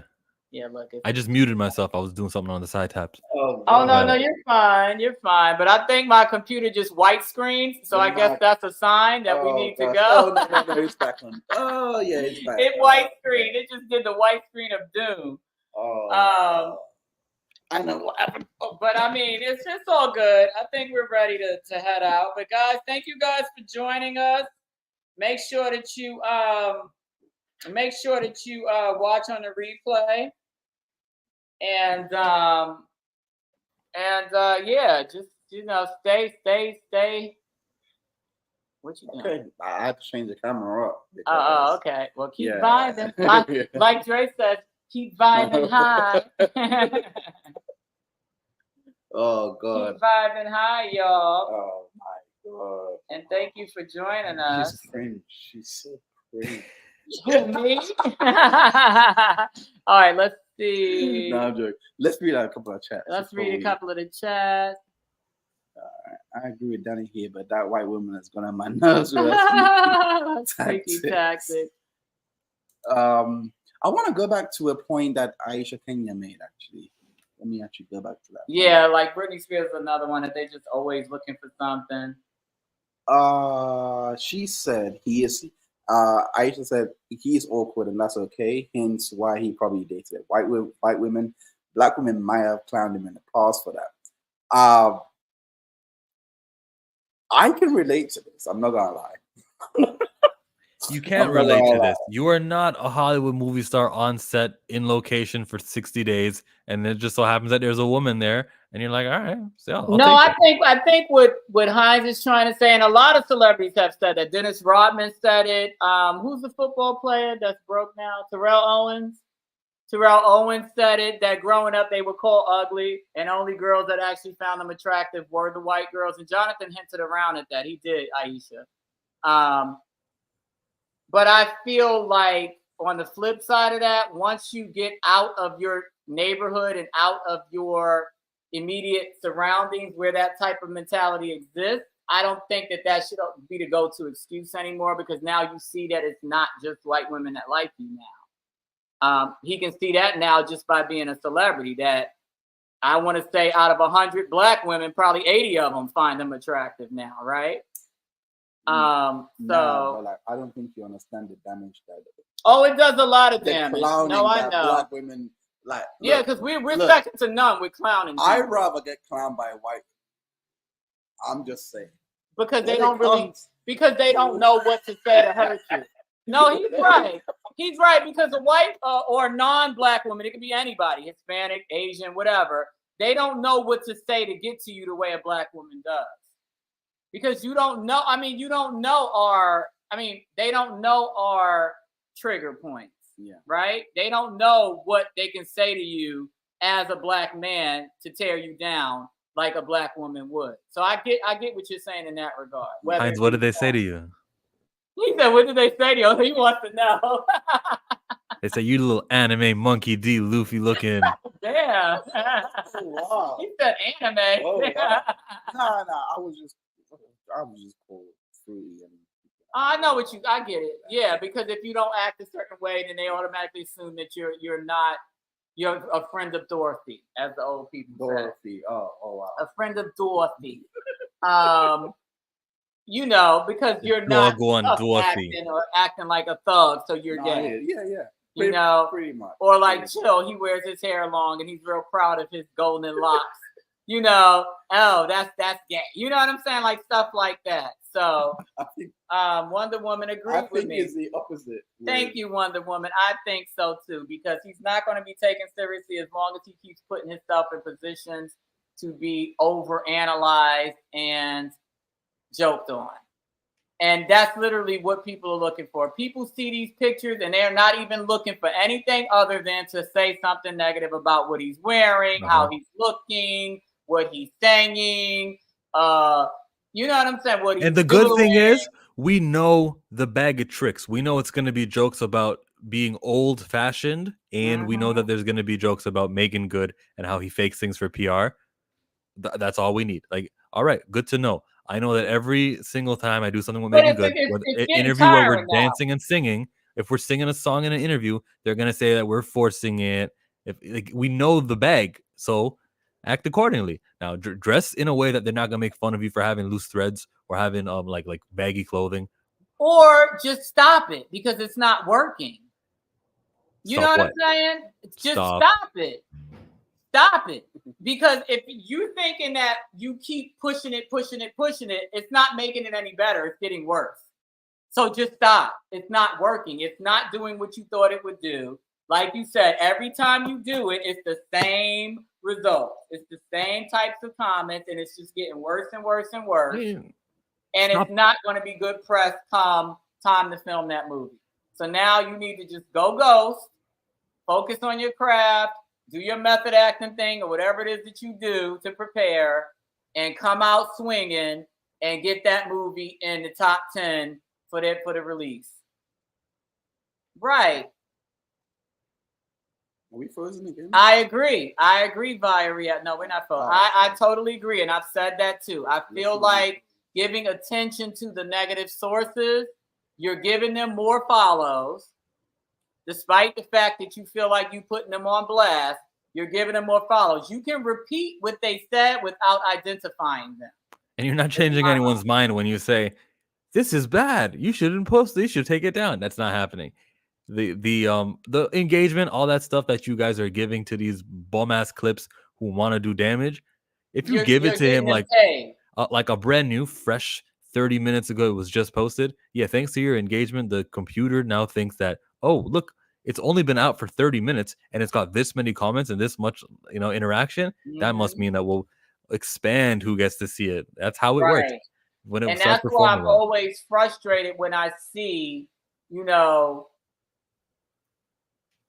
and I told Dre as much, and he not gonna get mad at me for saying it because we have our own conversations, and I keep it 150 with him. I think what you're gonna say is something I say also, and I may have the same talk with Dre. Go ahead. I told Dre, I said, I get what you're getting at, but don't tag these people. Stop tagging these people because you're bringing them more views. You're not, I get it. I know that lady, that real pretty lady that got all them followers, and that's probably why, because she's gorgeous, but she's an airhead. What's her name? I'm not gonna say it, Tia, whatever. I get it. I get your point, but tagging her is just bringing her more followers. And if not more followers, more views. And she's getting paid. You're getting this lady paid, and you don't agree with her, or whatever her name is. But whoever, it could be the Shade Room, it could be whoever. I feel like when we identify the source and or tag the source, you're perpetuating the issue. Do you agree? I mean, I don't know. I mean, that's just my mindset because people are going to naturally just go and click. And that's where they get paid, on those clicks and those views. And there's a lot of people who may not have even known that that video existed until you. Right. Because I didn't even know who that lady was until he tagged her. And then here I go clicking. Because I'm like, well, who is she? And then I was like, damn, she bad.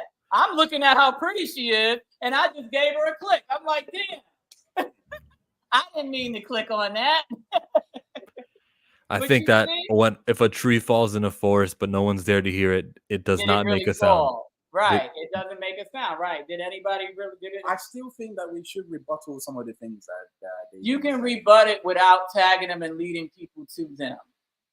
Because that lady probably got an extra 5,000-6,000 views just because she was tagged in a positive post. Now she got some extra coins in her pocket. And she probably sitting there like, because she never acknowledged it. So now she's sitting there like, thanks. Good job. It worked. Maybe some people see this. Right. My faith, Ada Boiseau, how are you doing? Do you all think that the more people are obsessed with him, the more they will be watching his next movie? Personally, I feel like that's the case. I think they're not waiting. Go ahead.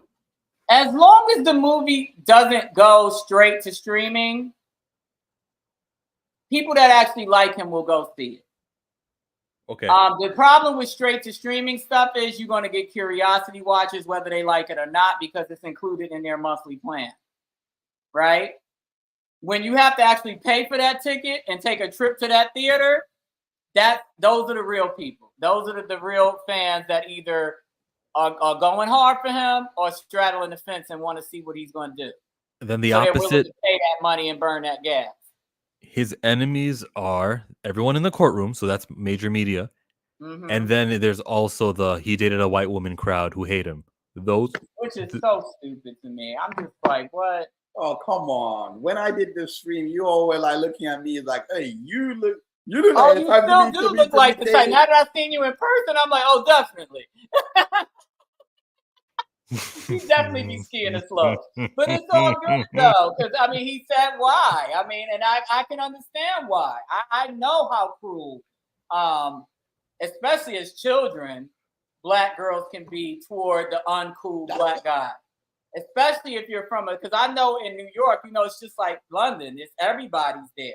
And if you look a certain way, there was a thing, African booty scratcher. They call you this, they call you that. I get it. I totally get it. And I get why, as a kid or early teenager, as you're coming into manhood, you'll gravitate toward whoever's not going to hurt your feelings. But I feel like once you grow up and you get to see outside of your neighborhood and see the world and see the workplace and realize, oh, shit, there are Black women that think that I'm attractive and not goofy and not that. You can't keep going to that excuse. But then you develop a taste for it. So if you develop a taste for the snow, then just say that. But don't let it be the be all end all just because you got clowned as a kid, is my point.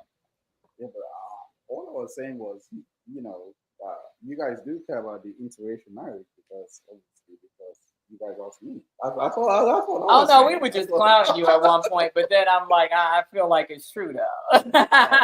Right. I mean, I had the same issue. Black boys didn't like me growing up. I was doofy. I was skinny. One dude said, because I wore glasses. I had LASIK done like 15 years ago, but I had thick glasses. He called them octafocals. My mom used to keep my hair braided.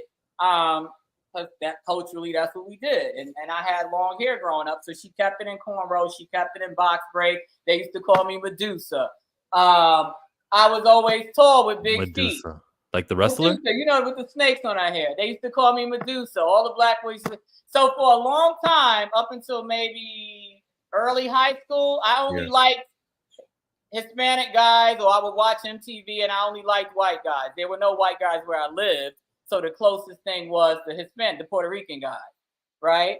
So I get it. But then once I got to high school, got my contact lenses, gained a little weight, it was on like Donkey Kong. Like the Black dudes, I couldn't get enough of me. So I was like, oh, good. So I am. And then I got a little thicker. It was on. Got a little thicker, took the braids out, started looking cute. And then it was like, oh, okay. The braids? Well, that it wasn't cool to have. Now it's cool to have braids, But when I was growing up, it wasn't cool to wear braids in your hair. Like, you know what I mean? You look, they called me Medusa. So, I mean, it is what it is. So I can get how that happens. But then, like I said, once I got out of that environment and realized. You ditch everybody. I realized that black guys did like me. And then I was like, oh, okay. Bump them Puerto Ricans. I'm going for the brothers. You know what I mean? Oh, yeah. You're like, no, you didn't create hip hop. I know. I'm just kidding. Right. Bump the Puerto Ricans. The Puerto Ricans. I'm going for the brothers now. Yeah. So, I get it. But like I said, once you get out of that and you come into, a new environment, you should be okay with setting that to the side, right? Chill like the sisters. No comment. Absolutely no comment on this topic. Keep me out of this. Umar's watching. You say keep you out of it? Umar's Why? watching. Dr. Umar via reality says that, which is why him and Meg are better paired. They have shared experience, especially as black actors in Hollywood. There is something to be said about that when in rich dating. Megan did actually talk about him for the one time during the Club Shay Shay interview. She said, I will say, I love my man, and he looks very good to me. And then they left it there, which means... every time she tried to bring him up, he changed the subject. Because I personally don't think he's Team Jonathan, which is fine. That's fine.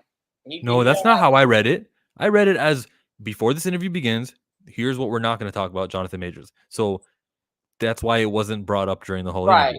And I'm glad. I'm actually elated that whatever that discussion was happening, because I was like, oh my God, this is going to be hell for another week and a half or more if this becomes, you know what I'm saying? So I was like, woo, thank you, Lord.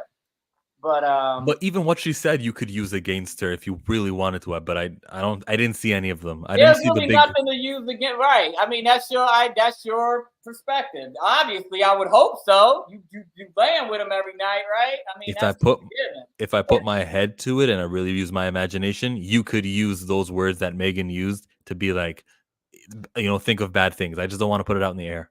No, I know what you're saying. I mean, you can DM it to me because I don't really know exactly what you mean. I'll just write it in the private chat right now. I get the part about putting it out in the ether, and now somebody's gonna run with it and start with that. Exactly. Yeah, but like everything he says, which is innocent, they use against him. So it's a lot of BS. Megan had a good performance during that whole thing. Even if, remember, she was married to Devon Franklin. You think she wanted to answer every single question about her husband then too? All women have this rule. If they have a famous husband, let's just talk about me and my career right now. There's a reason why it should be. Yeah. Right. That's what it should be. Because that's just, we're here for you and your movie, not for anything else. Because at this point, like I said, he's just become a permanent fixture in the fodder files. And I'm just like, I need you to hop up out that boy and get back to that bankable A-list, confident, you know what I mean? That dude that everybody fell in love with. Because right now it's like, ooh, shit, who's this? Like, damn, is that the same? It's kind of like when you show up at the class reunion, you're like, that's the same dude I had a crush on? Like, God damn. The second thought, that's literally how it's feeling for me anyway. As as the person that initially was drawn to the confidence he had and the way he dressed and the way that he spoke, and that's what kind of drew me to him once I figured out who he was. And now I'm just like, 10-year reunion. I'm like, well, God, what happened to you? You know what I mean? What happened to you? That ain't the same guy that I fell in love with in 1995. That ain't the same guy. What happened to your clothes? What happened to your hair? What happened to your personality? That's literally how it feels right now. So I'm gonna need you to come back in the 20th anniversary and have your shit together, okay? Okay. I'll see you at the 20th. But anything else? Nothing? No, I'm good. I'm good. You chill. I'm good. I'm trying to deal with this reality that I look like a snow bunny, very hunter. But just can't deal with that. This one having snow bunny flashbacks, apparently. I agree, Chill. I agree, among other things. But we can talk. I'm still waiting for your actual number. That's not happening. Hey, if we're gonna talk about private, Hold on. Yeah, This is about to get really private. This conversation. I like keeping my private life private. So if you can end the stream and we can talk. Okay, that's up to you. Oh no. I was talking about your message, not nothing personal. Nothing. No, not nothing personal. I was talking about. Yeah. I may or may not have left the screen open for her to read. He sent it to me. I mean, yeah.